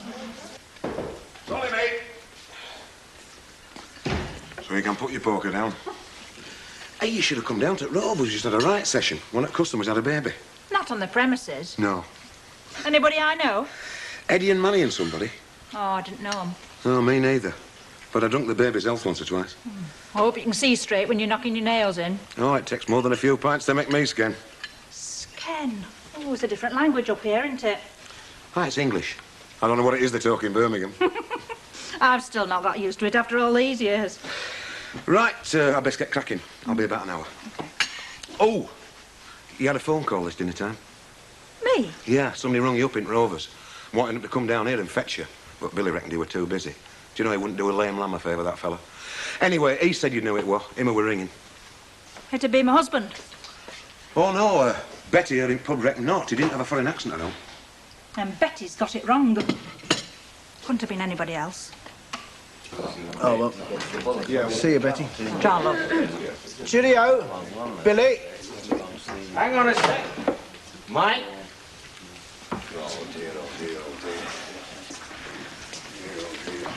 Didn't think I'd forgotten, did you? I was beginning to wonder. 50 quid. All right. One. Yeah. Mike, do you fancy a little restaurant in Jersey?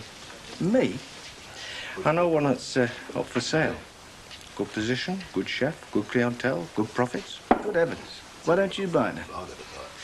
I need a partner. One with money, you mean? Half. Well, you got the other half? Yeah? Jersey. Yeah, I wouldn't mind talking about it. I'll let you have some details. I look forward to it. And another game of poker. Why not? Looks like I've won again. I thought you said you hadn't played for years. 2 years, to be exact, first. Mind you, I won a couple of tournaments the year before that. Didn't I mention that? No. Right, that's 50p each then, isn't it? Tell you what, why don't we raise the stakes to £1, eh? Give you a chance to win your money back. I mean, I wouldn't like you to think I wasn't a fair man. Aye, all right.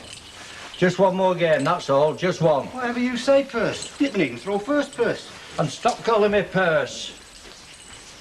He seems to win every time, your mate. He's not my mate. He's Eddie's. The other two don't like it either. I know that, Betty. I don't think he's bought a drink since he's been in here. He hasn't. It's up plenty. Yes, Betty.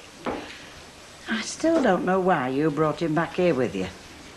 I just felt sorry for him. Oh, I think he fancies you as well. I'm sure he does.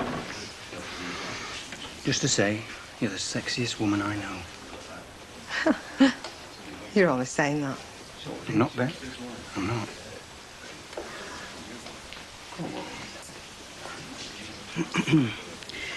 How long did you say he'd been in prison for? Just shut your face, Betty. Oh. I can't tell you how much it'll be until I make my bill out. Oh, can't you make a rough guess? Well, I suppose I could. Try. To you, 20 quid. How much to anybody else? 15. If I pay you cash, you won't charge me VAT, will you? You said that, not me. I'll get my purse. You off then now, are you? Why'd you say that? Well, with being in such hurry to pay me, like. Oh, no, I'd just like to pay my bills. I remember the trouble my mum used to get into because she didn't. She'd rather spend it at the hairdresser's. She must have been a character, your mother. Folks still talk about her. Yeah, she was. But you're not like her. In some ways, perhaps. 5, 10, 20. Thanks very much. Thank you. You did a good job. Well, I do my best. Maybe I'll see you around again, perhaps. Yeah, I might have some more jobs need doing. Well, you know what I am. See ya. Yeah, try. I think I'll have a port and lemon, Betty, seeing as it's such a special day. Oh, and what anybody else would like. Do you know, it's just like I'm a grandmother again. I can imagine, lovey. Do you hear that? Granny Ogden wants to know if you'll all have a drink with her. No, I'm all right myself. So am I. I'll have a black and tan, Bet. Just fancy a black and tan. Have you got a sponge instead of a stomach or what? Drink doesn't affect me. I tell a lie. It makes me very romantic. Ooh, there we are. I'm going to have to make a run for it, Betty. Hey, you're not leaving me with him. Chips. That's a 6 flaming game he won on the trot. That's impossible, is that, by the law of averages? Yeah, well, I've proved it isn't, haven't I? See, it's all a question of remembering what's gone. I've got a very mathematical brain purse. Show me a number and bingo, it's registered. I'm a human computer. You're black and tan, really. Oh, thanks. Soon be closing time, eh? Yeah. Your place of money? You haven't got a place, have you? No problem, then, is it? Hey, you're not skinting them two at doors as well, are you? They're as thick as bricks. Yeah, I know, but I've got to live with them. Let them win a do, please. Not in my nature, Bet. Right, it's mine. Yeah. That's yours. These doors been shuffled? I've shuffled them. You're a gentleman, songster purse. What are you? I'll get it. Rob's return. Eddie, love. It's Eddie. Mariam and the baby are all right, aren't they? Good. And congratulations. What are you going to call her? They've not decided yet. Eh? I did go and meet Vinny. But he can't have phoned you, love. He's here. I said he's here. Hang on a minute, Eddie. What's wrong? If you don't like the sight of blood, Betty, shut your eyes. Where is he? Vinny, gone at Cludgy. Did you notice Vinny goes to the toilet while I was on the telephone? I didn't see him. No, he didn't go to the toilet. He went outside. Dear little. Look, what is going on? That weren't Vinnie Morris at all. Vinnie Morris has just rung Eddie to find out why I didn't turn up to meet him this morning. Well, who was that in there, then? Search me. Do you mean to say that man was an imposter? It looks like it, Purse. He's taken nearly £5 off me. He took flipping more off me. I'll tell you what he has done. Take me all for a ride. It is not funny, Hilda. I think it's priceless. I should have known better than play a game of chance with the jailbird. I've had that experience before. He's took about £8 off me, what with drinks and all. Look, how the flaming hell was I supposed to know it wasn't Vinnie Morris? And you owe me 20 quid. You must like sausages, you. You know I do. You seem to live off them. Well, they're easy for a single bloke to cook, aren't they? Oh, does he need a little woman in his life, then? Are you volunteering? I'm spoken for. I know you're spoken for, but Ken's away, ain't he? Yeah. Well, you know how I like my sausages cooked, don't you? You never did have very much to offer a girl, did you? You didn't complain before.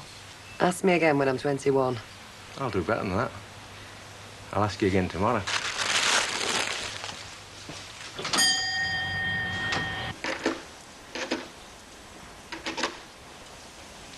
Three doors missing. Flipping heck. That's how he kept winning. Betty Cop. What? You'll never believe this. What? Vinny, or whatever he were called, must have had some doors up his sleeve. For God's sake, don't tell Percy, he'll burst into tears. What's wrong, love? He couldn't have got near that till, could he? Who? You know, that Vinny... what's his name? Well, I don't think so, love. Why? It's about £50 missing. Maybe more. Dear God, no.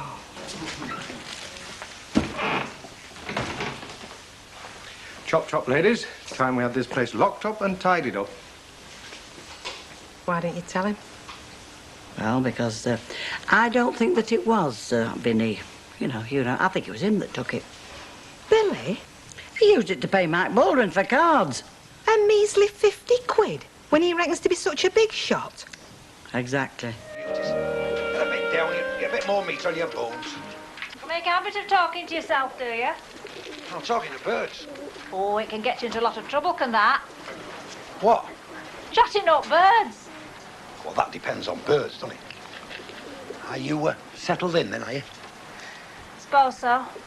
Be good to have somebody living next door again, even if it is only for... how long did you say you were stopping? I didn't. Till you sold the house, they said. Well, if that's what they said. We've seen a lot more of each other then. Jack!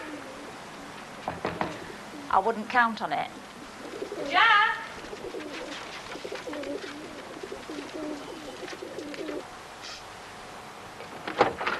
Oh, morning. Morning. I was just passing. Why don't you come in? Oh, Dad. No, I just thought I'd pop in and see if there was, you know, if everything was all right, if there was out you were short of.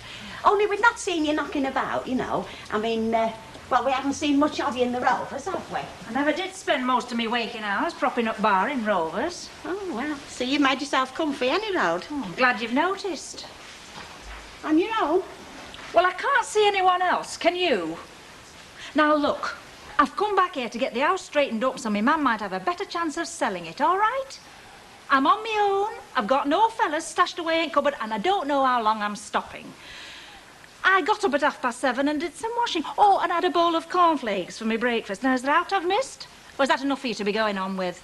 Well, there's no need to get shirty. I'm only trying to show a bit of neighbourly concern. Oh, that's what you call it, is it? Well, do us a favour, will you? Go and find someone else to show your neighbourly concern to and leave us alone. Now, you found your way in easy enough. I'm sure you can find your way out.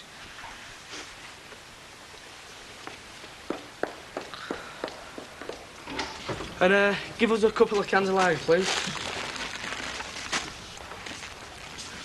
Not them, big uns. How long are you going for? Just this after. Flipping out, you've got enough stuff there to feed the 5,000. I don't know what you're seeing racing these old bangers, you know. That's because you've never done it, innit? Oh, I don't know. Should have seen the jalopy you had before this one. Do you mind? Is that it? Yeah. £3.20. Flipping, eh? Yeah, all right. What do you want me to put back? No, just didn't reckon on it being that dear. No, especially with essentials like apple pies, chocolate biscuits and cans of lager. Yeah, exactly. Do you know, I can't remember the last time we had a day out. Yeah, well, don't suppose you bother so much when you get older. I'll see you. Ta-da. Oh, there. That put you in your place, isn't it? Flipping, I could put 10 years on me, I can tell you. Oh, listen, I want to nip out for a few minutes if that's all right. Yeah, be my guest. Can't see me getting mown down in the rush. Not before dinner, anyway.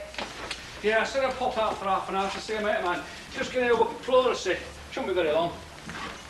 Oh, that reminds me, I better take some up for him. Yeah, well, don't rush back on my account. I can't see Meads dashing off anywhere. Aye, all right, love. Ta-ra. Ta-ra, love. Aye, aye. Morning. Hi. You couldn't chuck us that lot together, could you? I'm sorry it's this morning, but I don't seem to have had a minute to myself. Yeah, of course I can. Gone off and deserted the troops, is he? Oh, talk about flipping wallflower. My husband's away on me course, my daughter's down at the park, and my boss has just walked out on me. You don't think they're trying to tell me something, do you? Well, if you're feeling neglected... Oh, by heck, you're quick this morning, Billy Walker. Well, you could do worse than pop into the Rovers this dinner. I can't say much for the ale, but the repartee is definitely 5-star. Do you know, I might just do that. That's if you don't mind risking old fellas walking out as soon as I put my nose in. I can guarantee you one who won't, that's for sure.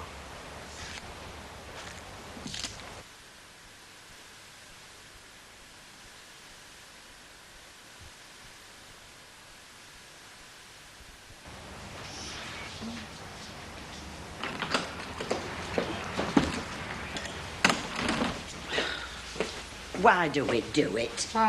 Well, coming here at the crack of dawn on bank holiday just to make life easier for Captain Bligh. Do I detect the scent of rebellion in your nostrils, Betty? Fat lot of good that'll do. What's brought this on all of a sudden? Well, I've just seen that Millward's coach, you know, setting off for the Lake District. A lot of happy, smiling faces on it. And we're going to be stuck behind this flipping bar. I thought bus trips turn your stomach over. Well, long uns do. Perhaps it's a sale on Windermere you fancy then. Oh, you know what I feel about water. Oh, there you are then. We're in the best place after all. I don't know what's bothering you. Where is he, Henry? Big Bad Billy? Yeah, has he... He's gone to do a bit of shopping. Oh, has he sort of mentioned, you know, that £50 that he borrowed? Do you expect him to? Well, no, not really, but I'd feel a lot happier when he puts it back. Not our problem, is it? As long as it stays that way. Oh, Oh, why shouldn't it? Well, come on, Bet. I mean, you know Billy as well as I do. Before very long, it's going to be into the hundreds. Look, if he wants to dig his own grave, that's down to him, innit? But it's not down to him, is it? I mean, supposing that he gets in it up to his neck and we knew about it, we never said a word. To Mrs. Walker, you mean? Well, I'm not bothered about him, am I? Oh, and what we're supposed to say? Hello, Mrs. Walker. Nice weather we're having for the time of the year, Mrs. Walker. Oh, and by the way, did you know your son's got his sticky fingers in till? So we're just going to stand by and say no, is that it? Well, we give him the benefit of the doubt. For once. For now, any road. Do you reckon? I don't reckon we've got much choice in matter, love.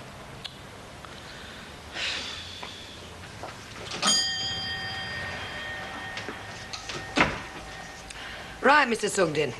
Are you going to pay for them eggs, or are you going to try and hatch them out? I've been thinking, haven't I? What about paying for them eggs? If there's house else I wanted. Oh, I'm sorry. I thought you were waiting for the floor show. There isn't. 44p. Do you know, Mr. Sugden, it's people like you make it worthwhile opening on bank holidays. All these little items amount up, you know. If I'm not a valid customer, I can always take my custom somewhere else. Not on a bank holiday, you can't. Morning. Hiya. Have you got an ML? I did put a note out for extra, but I might as well not have bothered. Yeah, help yourself. Oh. Well, if this is what bank holidays do to folk, I'll be glad when this one's over. Eh? I've just had Percy Sugden in here looking as if the bottom's dropped out of his cornflakes box, and now you. Well, what do you expect? I am up in front of magistrates at the morning. Oh, yeah, I forgot. It's tomorrow, isn't it? You are pleading guilty, I take it. I'll have no choice at matter, have I? Seeing as now at my pea-brained husband that dropped me in it. It might be worth mentioning. They might just take pity on you. Yeah, so they said that. You know, I might get fined, dropped a few quid, but... I mean, don't believe me. I'll just be another criminal lying through my teeth as far as they're concerned. Oh, not necessarily. Not if you get yourself a decent character reference. Character reference? To say that whatever else you might be, you are honest and you're not in the habit of trying to swindle the authorities. You reckon? Yeah, it couldn't do any harm, especially not if you get the right person to do it for you. Do you know, I think you've got something there, kid. Hey, give him a shout. Who? Alf Roberts, he is in, isn't he? No, he's not actually, Vera. Anyway, it don't matter, kid. No, it's all right. I'll pop back later. So how could you give me no hope?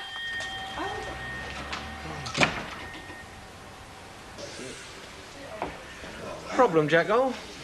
Well, I don't know that it's me, Billy, lad, but this ale doesn't seem as clear as it usually does. Let's have a look. It's as clear as you, mate. You can see right through it. Oh, come on, Billy. I'm not trying to con a free pint off you. Aren't you? No, flipping not. Oh, that's all right, then. We're both happy, aren't we? Yes, Mike. Oh, give us a large Scotch, please, Don. Have you been working? Well, some of us have to. Today? Yeah, I've been doing a bit of work on the books while it's quiet. It's like working with a load of battery ends over there when that lot's in full cackle. Well, if you're stuck for something to do... Which I'm not. No, but if you were, you could do worse than cast your beady little eye over that bump I gave you. What do you mean about that restaurant in Jersey? The same. Yeah, I might just do that, but like I said, I'm not making any decisions until I've looked at the place myself. Oh, I appreciate that. Well, we can't afford to drag our feet, you know. They don't drop off trees, little gems like this one. One whiskey? I'll have everyone yourself. Well, it seems a very funny how'd you do to me. I'm sorry, Mrs. Ugly, but I can't agree with you. It seems a perfectly good reason to me for her to be here. I mean, a house is always more inviting when there's somebody living in it. So she is planning to stop till it's sold, then? I don't know. Honest, I don't know. Yeah, but if she's having all these jobs done... Oh, what job's done? All I've done is put her a new pane of glass in a back kitchen window. Well, she certainly didn't give me the impression that she was in any hurry to get out. No. No, me neither. Yes, love. Can I have a bottle of lager, please, Betty? You can. It's all right, Betty. Oh. I'll get this. Right-o. I'm glad to see you took my advice. Yeah, well, it's better than sitting at home staring at the wallpaper, isn't it? Oh, it's okay. This is on me. No, you're all right. Oh, come on. Can't buy a mate a drink. Ah, if you insist. Thanks very much. My pleasure. I take it we are still mates. Yeah, why shouldn't we be? Well, I didn't exactly step off on the right foot, did I, when I came back before? Especially with Ken. Well, I must say, he got up my nose. No, don't start that again. All right, I won't. As far as I'm concerned, the matter's over and done with. And I hope you feel the same. Yes. Good. Well, what are you doing with yourself these long, lonely evenings, then? I thought you were supposed to be cheering me up, not grinding me further into the depths of despair. That's right. Oh, go on, then. I'm waiting. Yeah,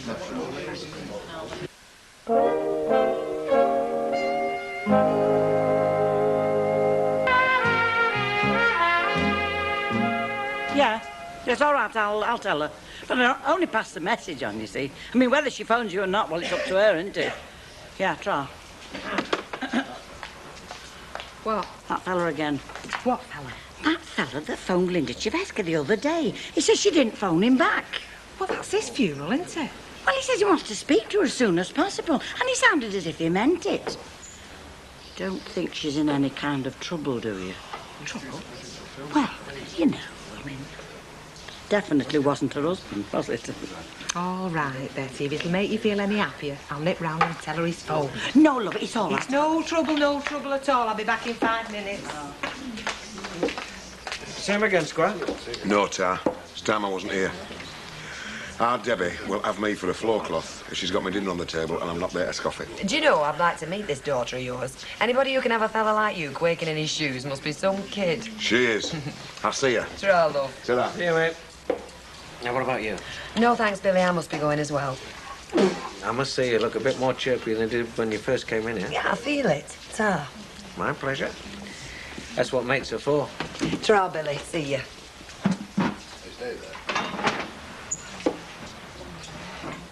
That it? Yeah. Thanks. Why didn't he phone here? Phone's not connected, is it? I see. Well, if you want to use the phone at the Rovers, you know, in the back, you're more than welcome. Only he did say it was urgent. All right, I got the message. Only he hasn't. Is that it? Hey? Got the message. I mean, if you can't even be bothered to phone him back.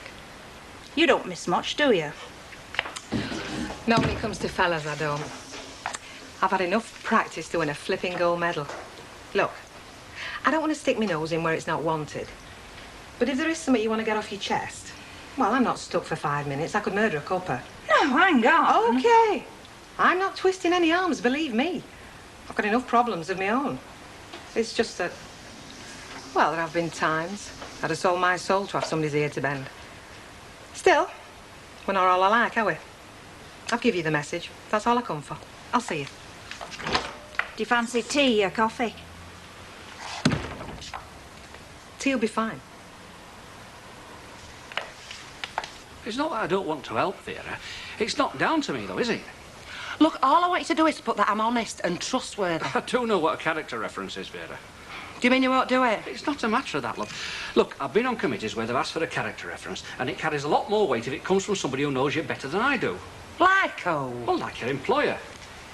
What, Mike Baldwin? Give me a character reference. Fat chance of that. Well, I reckon he's your best chance, love. If you can't get a character reference from your boss, there might be some people who's going to say, why not? Then where would you be?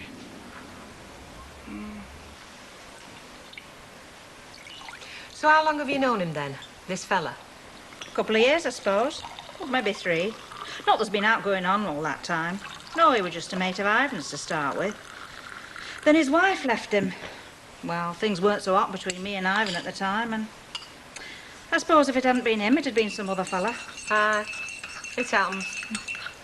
Ivan wondered what the hell had hit him. Ta. We've been married more than 20 years.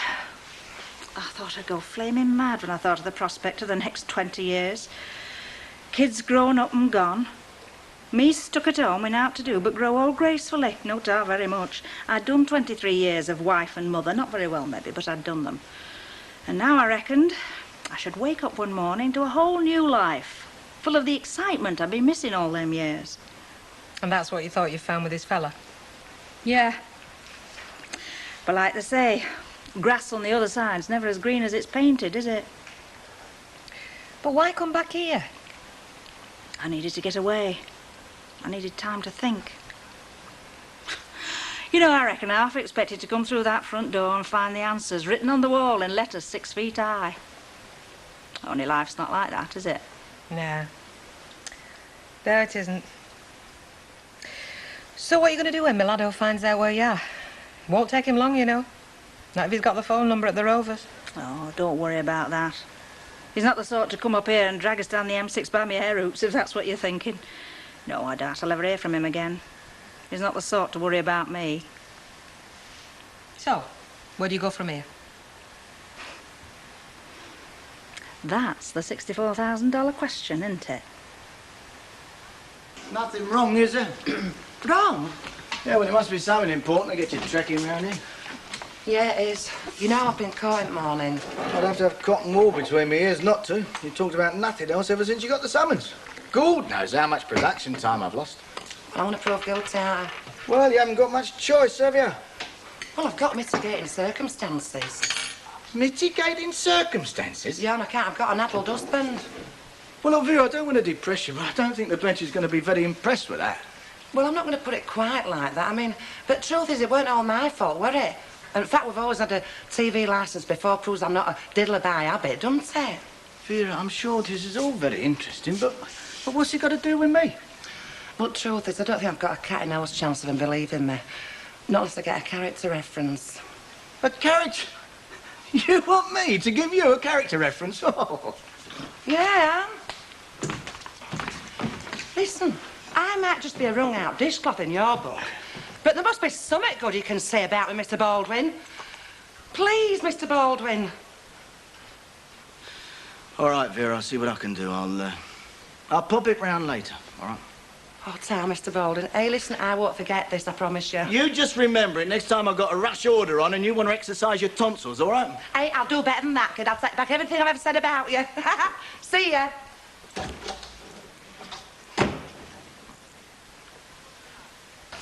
Yes, love. Can I have a bottle of lager to take out, please, Beth? Ah, yeah, you're living it up, are you? What? I'm going to raise the roof tonight. Tracy's stopping over with a mate. What time does Thorgy start? Oh, as soon as I get back.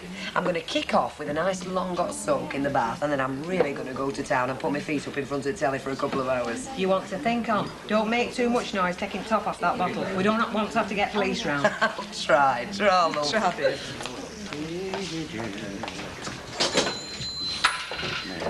Betty, you know I said I'd be sloping off for a couple of hours later.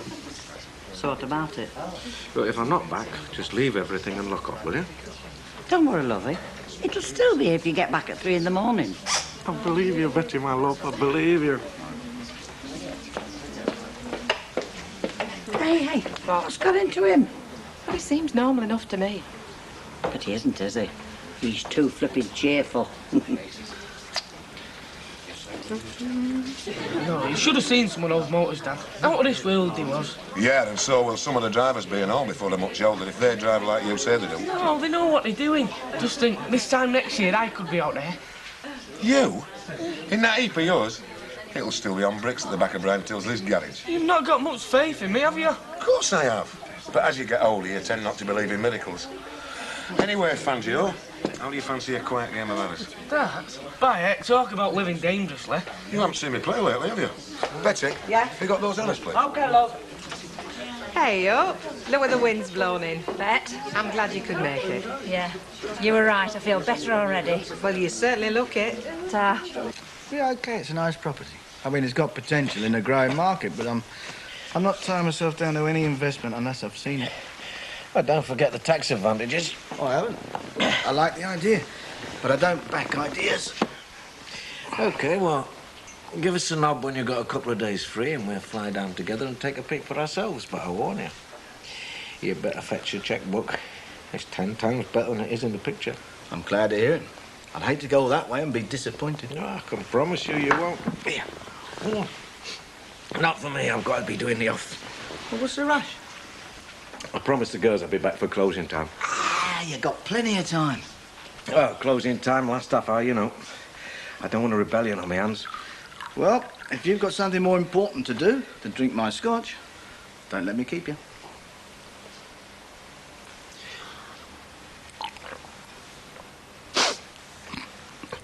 Cheers. Cheers.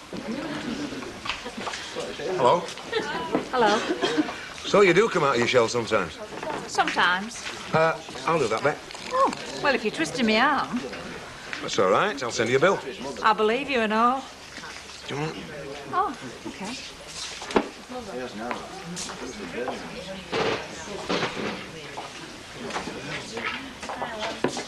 He wants to watch himself, he does. Me Dad? You do know who that is? Mrs. Shavesky. It's Elsie Tanner's daughter. So what? He happens to be doing a couple of jobs for her. He wants to make sure that's all he ends up doing for her. She eats blokes like your old fella on a butty for breakfast. Still, I reckon he knows his own business best.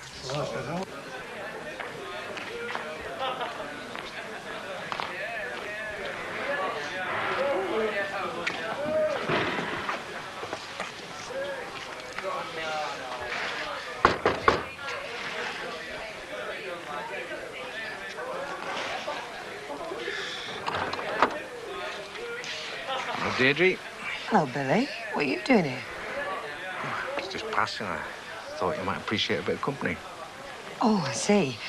Well, thanks for the thought, but I'm all right, really I am. That's not the impression I got. Now, look, Billy. What are you going on about? Being on your own? Ken away. Tracy's staying with a mate. Hang on a minute, Billy. I don't know what you take me for. A mate, that's all. A mate who happens to be a bit lonely at the moment. A mate who used to mean a lot to me. Who still does, as a matter of fact. No, Billy. That's all over. Is it? Yes, it is. It can't be any other way, even if I wanted it to be, which I don't. You don't mean that? Yes, I do. Look, Billy, you've had far too much to drink. If I were you, I'd just get out of here before you make an even bigger fool of yourself than you've done already. Look, Deirdre... Just go, Billy.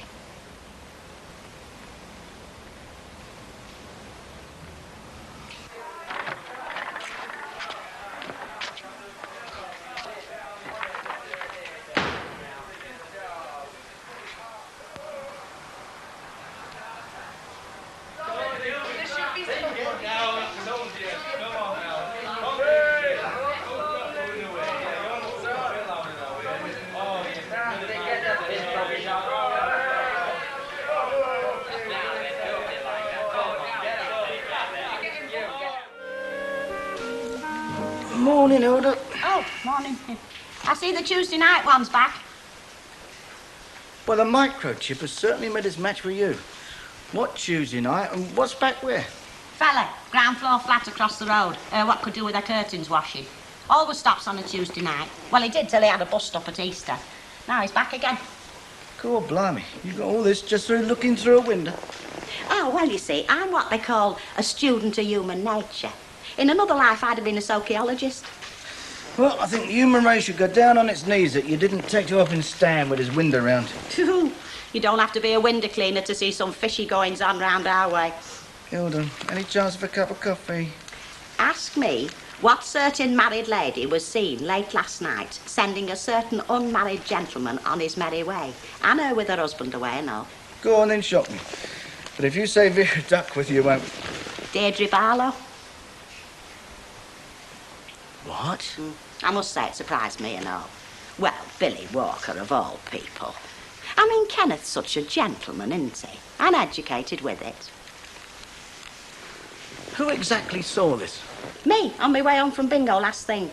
And she were in her dressing gown. Well, Hilda, I hope you haven't told any other people about this round here. Because if you have, you could be in very serious trouble. What sort of trouble? Well, legal trouble. The laws of slander and libel trouble. As you said, Barlow's a very educated man. He knows about things like that. Oh, yes, well, I'm certainly not going to go around broadcasting it. I only told you because, well, you're like me, Mr. Baldwin, discreet. But I haven't said a dicky bird to nobody else. And I'll make sure you didn't. Oh, now, Mr. Baldwin, I'm not the gossiping sort. Why are you so concerned, any road? Well, I'm thinking about you, Hilda. I mean, I don't want my daily treasure up to her eyes in slander, do I? Oh, make you that cup of coffee now.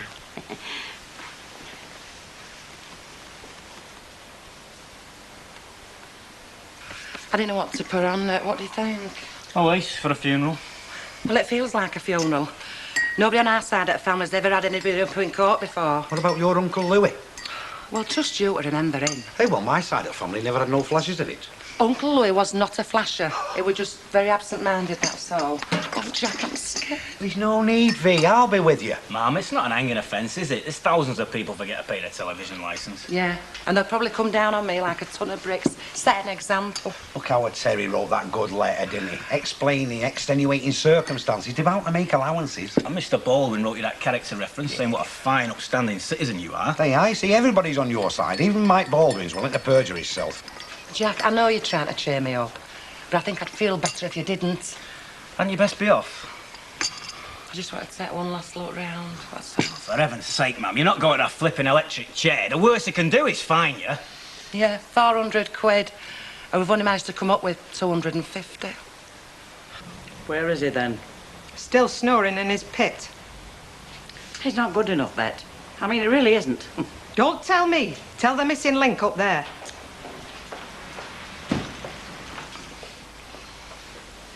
By the heck. Somebody hasn't done their job proper last night. I thought you were supposed to tidy up before you go. We are, Hilda. We do, Hilda.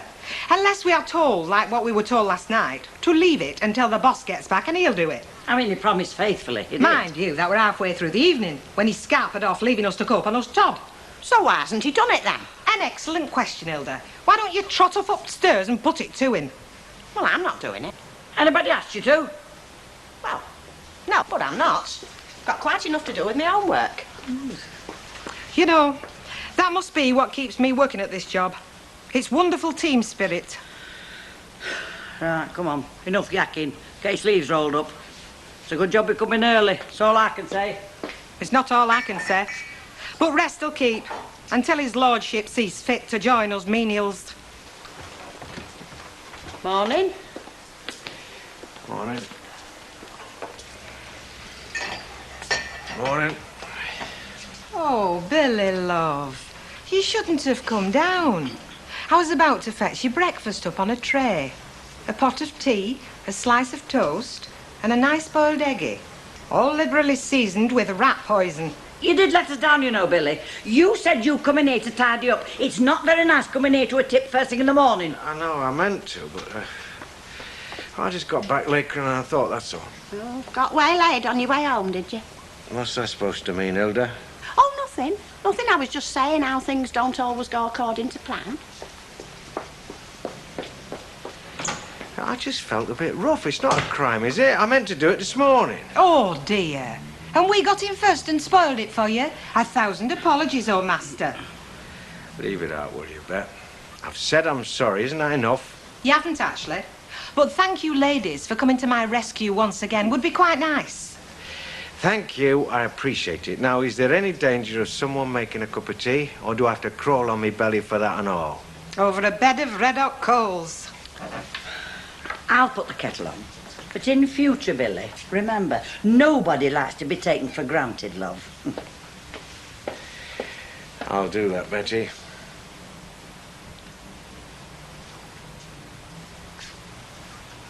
Oh, heck, is it this time already? Look at me. I'll come back later if you like.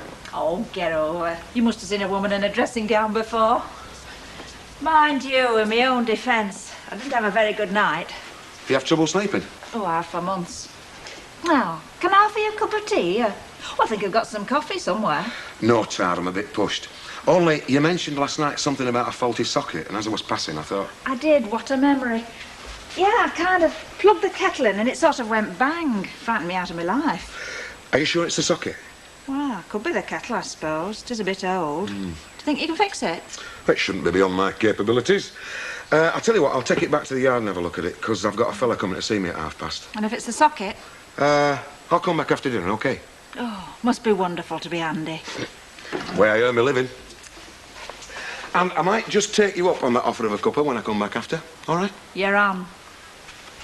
Hot water's still not right, you know. Little rusty bits keep coming out of that tap. I came in here to relax for half an hour. And I get in my bath to relax for half an hour. Other women lie soaking in scented bubbles. Me, I'm up to my armpits in oxtail soup. All right, I'll get the plumber in. No, you said that last week. When my alabaster skin gets covered in rust mould, I shall sue you for your last million. All the pubs in England where my tonic doesn't work and I have to come in the one where she does. Talking of the women in your life, Alfred, how's Deirdre? Only she was saying about being a bit miserable with Ken being away. Oh, I think she is, yeah. She's been very quiet today. I don't think she's had more than 2 words. What's wrong, do you know? Well, just lonely, I think. Must be very quiet in the house now, you know. Oh, well, at least she's got little Tracy. I mean, I know what it's like, you know, to live in a house. The only sound is the ticking of a clock. No wonder you talk to yourself sometimes. You see how lucky you are to have me, Al? If I wasn't living under the same roof as you, you could come down with a case of galloping melancholia. Oh, Charles. Chance will be a fine thing. Lights out, please. Okay.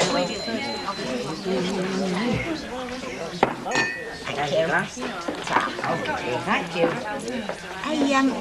I've been thinking about what I was saying this morning, and I've come to the conclusion that I might have been mistaken.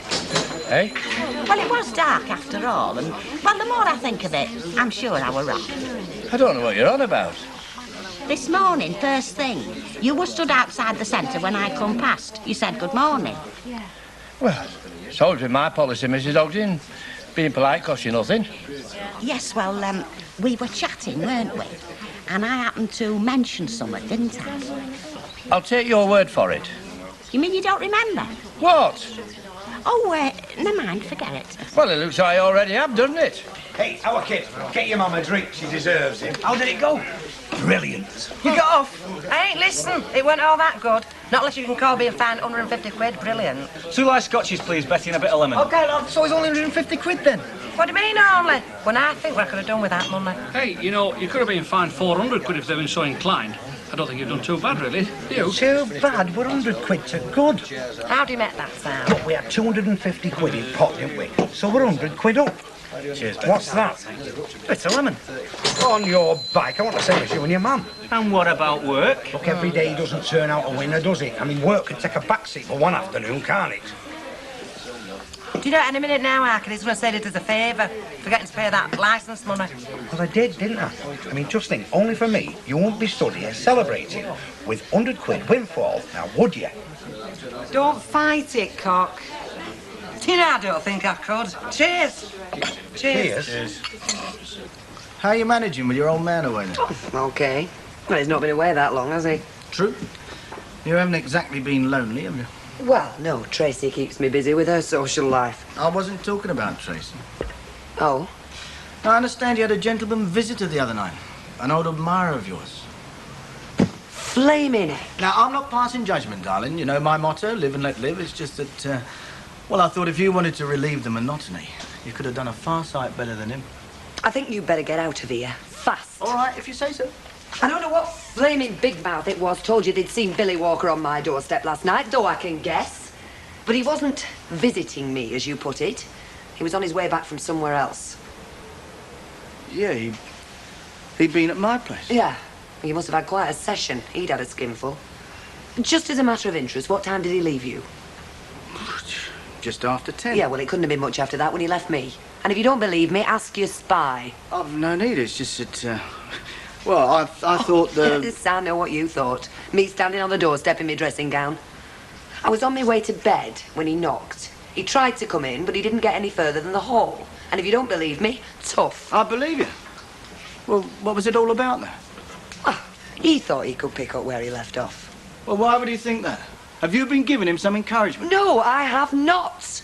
Billy Walker doesn't need any encouragement to make a fool of himself, especially not when he's had a few. Why, has he tried it before, has he? He's been making a pest of himself ever since Ken went away. I thought it was just a joke at first, but after last night, what's he going to do next? And who else is going to jump to the same lousy conclusion that you did?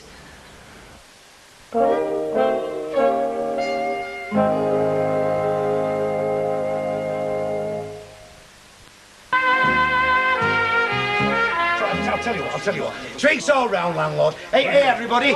Drinks all round on the Duckworth, see? Very nice. I'll have a port and lemon tart. For you, love. Very kind of you. Yeah, you're right, it's kind of us, isn't it? Considering how chuffed the little mint balls you are and that detective had nabbed us. Oh, no, there's no call to say that, Vera. No, if anything, I was just glad to see they was doing their job proper. I mean, after all, 'tis what we pay us rates for. Oh, you were good in court then, were you, Vera? Hey, good. She were brilliant. Yeah, I was brilliant. Hey, hang on, I'll show you. This is her in witness. Hang on a minute. Right. You're my man in the witness box. Right. It is a far, far better thing I do than I have ever done before. Sorry, wrong speech. Just to show he's got a bit of culture. It's the only bit he has got. Am I right, Cop? Come on, get on with it. All right. You see before you a woman of humble means, your worshipfulness, who has not only raised 14 children single-handed, but supported a sick husband, an aged mother and swamp channel both ways in the aid of charity. If I have transgressed in any way, your worshipfulness, then I most humbly do apologise and promise not to do it again. If I can walk from this court with my head held high, it will be a far, far better thing. Well, I had to get it in somewhere. I'll tell you what, Vera, if you'd have said one syllable at in court, you wouldn't have been stood here celebrating. You'd have been doing 6 months in strange ways. Vera, what did you really say, lovey? Come on. Well, I just read out, you know, Baldwin's character reference, saying how hard-working, loyal and upright I am. And then I through his statement, saying it was an oversight, and I was sorry for any inconvenience I'd caused.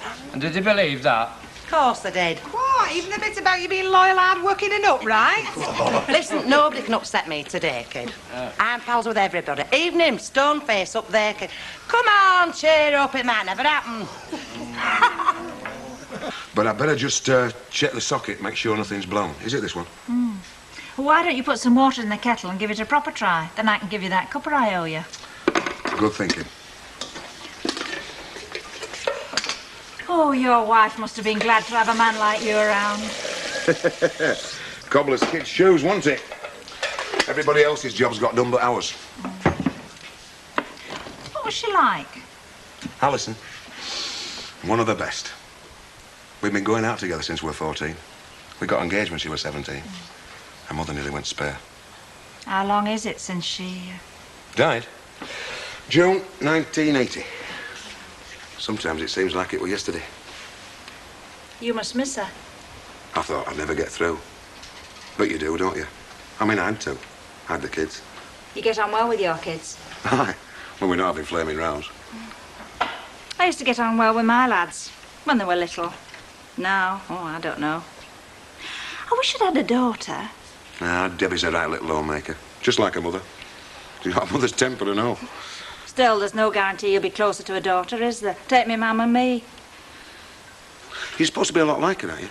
Oh, yeah, we are. That's the trouble. No, she's never been a cuddly, jolly sort of mother. Waiting home for you when you come home from a rotten date with sympathy and a hot drink. Most times she come in later than me. Would you have wanted her to be like that? I don't know. Sometimes. But sometimes we're the best of mates. I miss her. Especially now. Yeah. Must be lonely. That's as good a word as any. No chance of you getting back with this fella, then? Dave? No. That's a closed chapter. Right now, my life's a lot of closed chapters. Well, never mind. Maybe there's a new and much more exciting one just waiting to begin. That's what's keeping me going. How much do I owe you? Oh, for the kettle? Oh, let's say the couple of minutes straight. Oh, no, that's not fair. You're a tradesman. You've got a living to earn. All right, then. Well, it must have taken me all of 5 minutes, and at my rate of income, that must be at least, 70p. Oh, the price of a drink. So why don't you pick me up later and I'll take you out and buy you one? At least I won't feel so guilty about taking up your time. Look, you don't have to feel guilty. I offered. But I will take you out for a jar later. But on one condition. I'm paying. I may be old-fashioned, but I've never let a girl buy me a drink yet. Bill Webster, how can I ever thank you? How do you mean? For buying you a drink? No, for calling me a girl. Come on, Jack, enough sitting off. Your tea's in the oven. Get a light. Hey, have they been here since dinner time? No, it only feels like it, lovey. Bet I'm just popping out for about an hour. Again? Yes, again. I'll be back. It's a business appointment. Taking that to oil the wheels, are we? Every little helps. Who shall we charge it to, love? The bottle? It's all right, Betty. I'm not nicking it. I'll take it out of my wages. All right, don't fret. All right, come on, Squire. Let's be having you. Come on for today. He's had enough for a week. Just come on. We'll get out with him down the street and Watch him. Come on, up Come on. Come on, behave yourself. I'll sing. Yeah, but I mean, will he pay it back? He already owes the till. I'm not so worried about that. I'm more worried about him mizzling off the old time and leaving us two mugginses to do the dirty work. Well, I'm worried about both. I mean, what's Mrs. Walker going to say? That's what I want to know. Where the heck's he keep skiving off to? That's what I'd like to know. We stack 14.414, our middle section here. Fly with me, so fly away. Oh, William, try to listen to this. Never mind that. Look at him, give me on with him, look and stay of him. Oh, sit down. That's not a sit. Oh, very observant, Dad. No, it's motor racing. You don't want to watch that. You want a little bit of suspender. You want a bit of suspender, Don't don't make you? a fool of Here, yourself. lad here wants to watch a bit of hot gossip. Shut up. They're not even flipping on. I have not gone through a day like I have today without being able to come home and watch a bit of suspender Come here. in my own home. Behave. It's here in...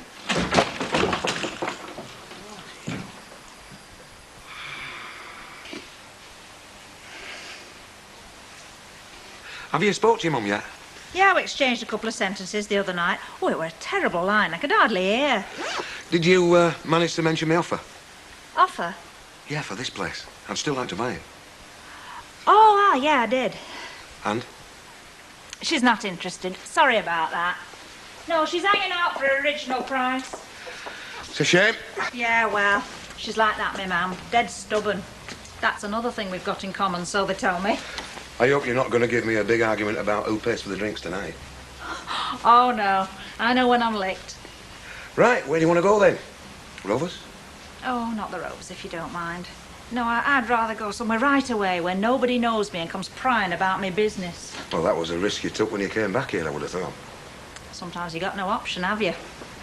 But tonight, I take it I do. Have an option? Sure.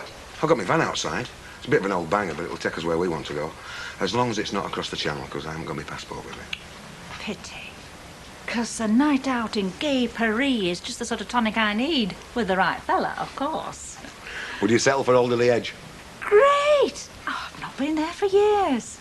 Oh, you don't mind the drive, though? Well, no. We'll find a place, have a bite to eat, make the journey worthwhile. That's, if you've not got to get back for anything. Me? Shall we go? Right. The mountain has come to my hammock. What? Well, I thought you might call in, but you didn't, so here I am. Well, what for exactly? To carry on from where we left off. Now, if this partnership's going to take off, we've really got a lot to talk over. Now, I wrote off today to my contacts in Jersey, just based on what we discussed last night. I think there are one or two facts we ought to chew over while we're waiting for the info, all right? Sorry, not tonight. I'm busy. Oh, come on, Squire. We can't afford to let the grass grow under our feet, you know. This is a real red-hot potato. Before we know where we are, some clever devil will get in on the act and we'll be out in the cold. It's business, I know business, but I brought that along just to make it seem a little less like work. Well, you can keep it. Hey, come on. We must have claimed the best part of a whole bottle of yours the other night. I don't want any of it. And I don't want any part of your deal either. What are you talking about? Our project in Jersey? It was never our project, it was your project. I was considering it, I've considered it, and the answer is no. Well, you were red-hot keen on it last night. Hardly. I was interested. And now you're not? Now I'm not. Look, I'm not one of your little errand boys that you treat like a lump of dirt, you know. I offer you first choice on a very juicy deal, and if you want out, you owe me an explanation. I owe you nothing. You remember that. And I'm late for an appointment. Stuff your appointment. Who the hell do you think you are? I'll tell you who I'm not. I'm not some loudmouth wheeler-dealer that comes up here thinking he's a hotshot and causing a lot of people a lot of aggro while he's at it. Is that me you're talking about? You got it in one. And who am I supposed to be causing aggro to, then? Never mind that. It's a side issue. The only thing you need to know is any deal between you and me is off, finished, finito. Never mind a flaming side issue. Who's been putting the poison in? No one's been putting the poison in. I changed my mind of my own accord. If I was you, I didn't want to cause any more trouble. I'd keep away from Deirdre Barlow, okay?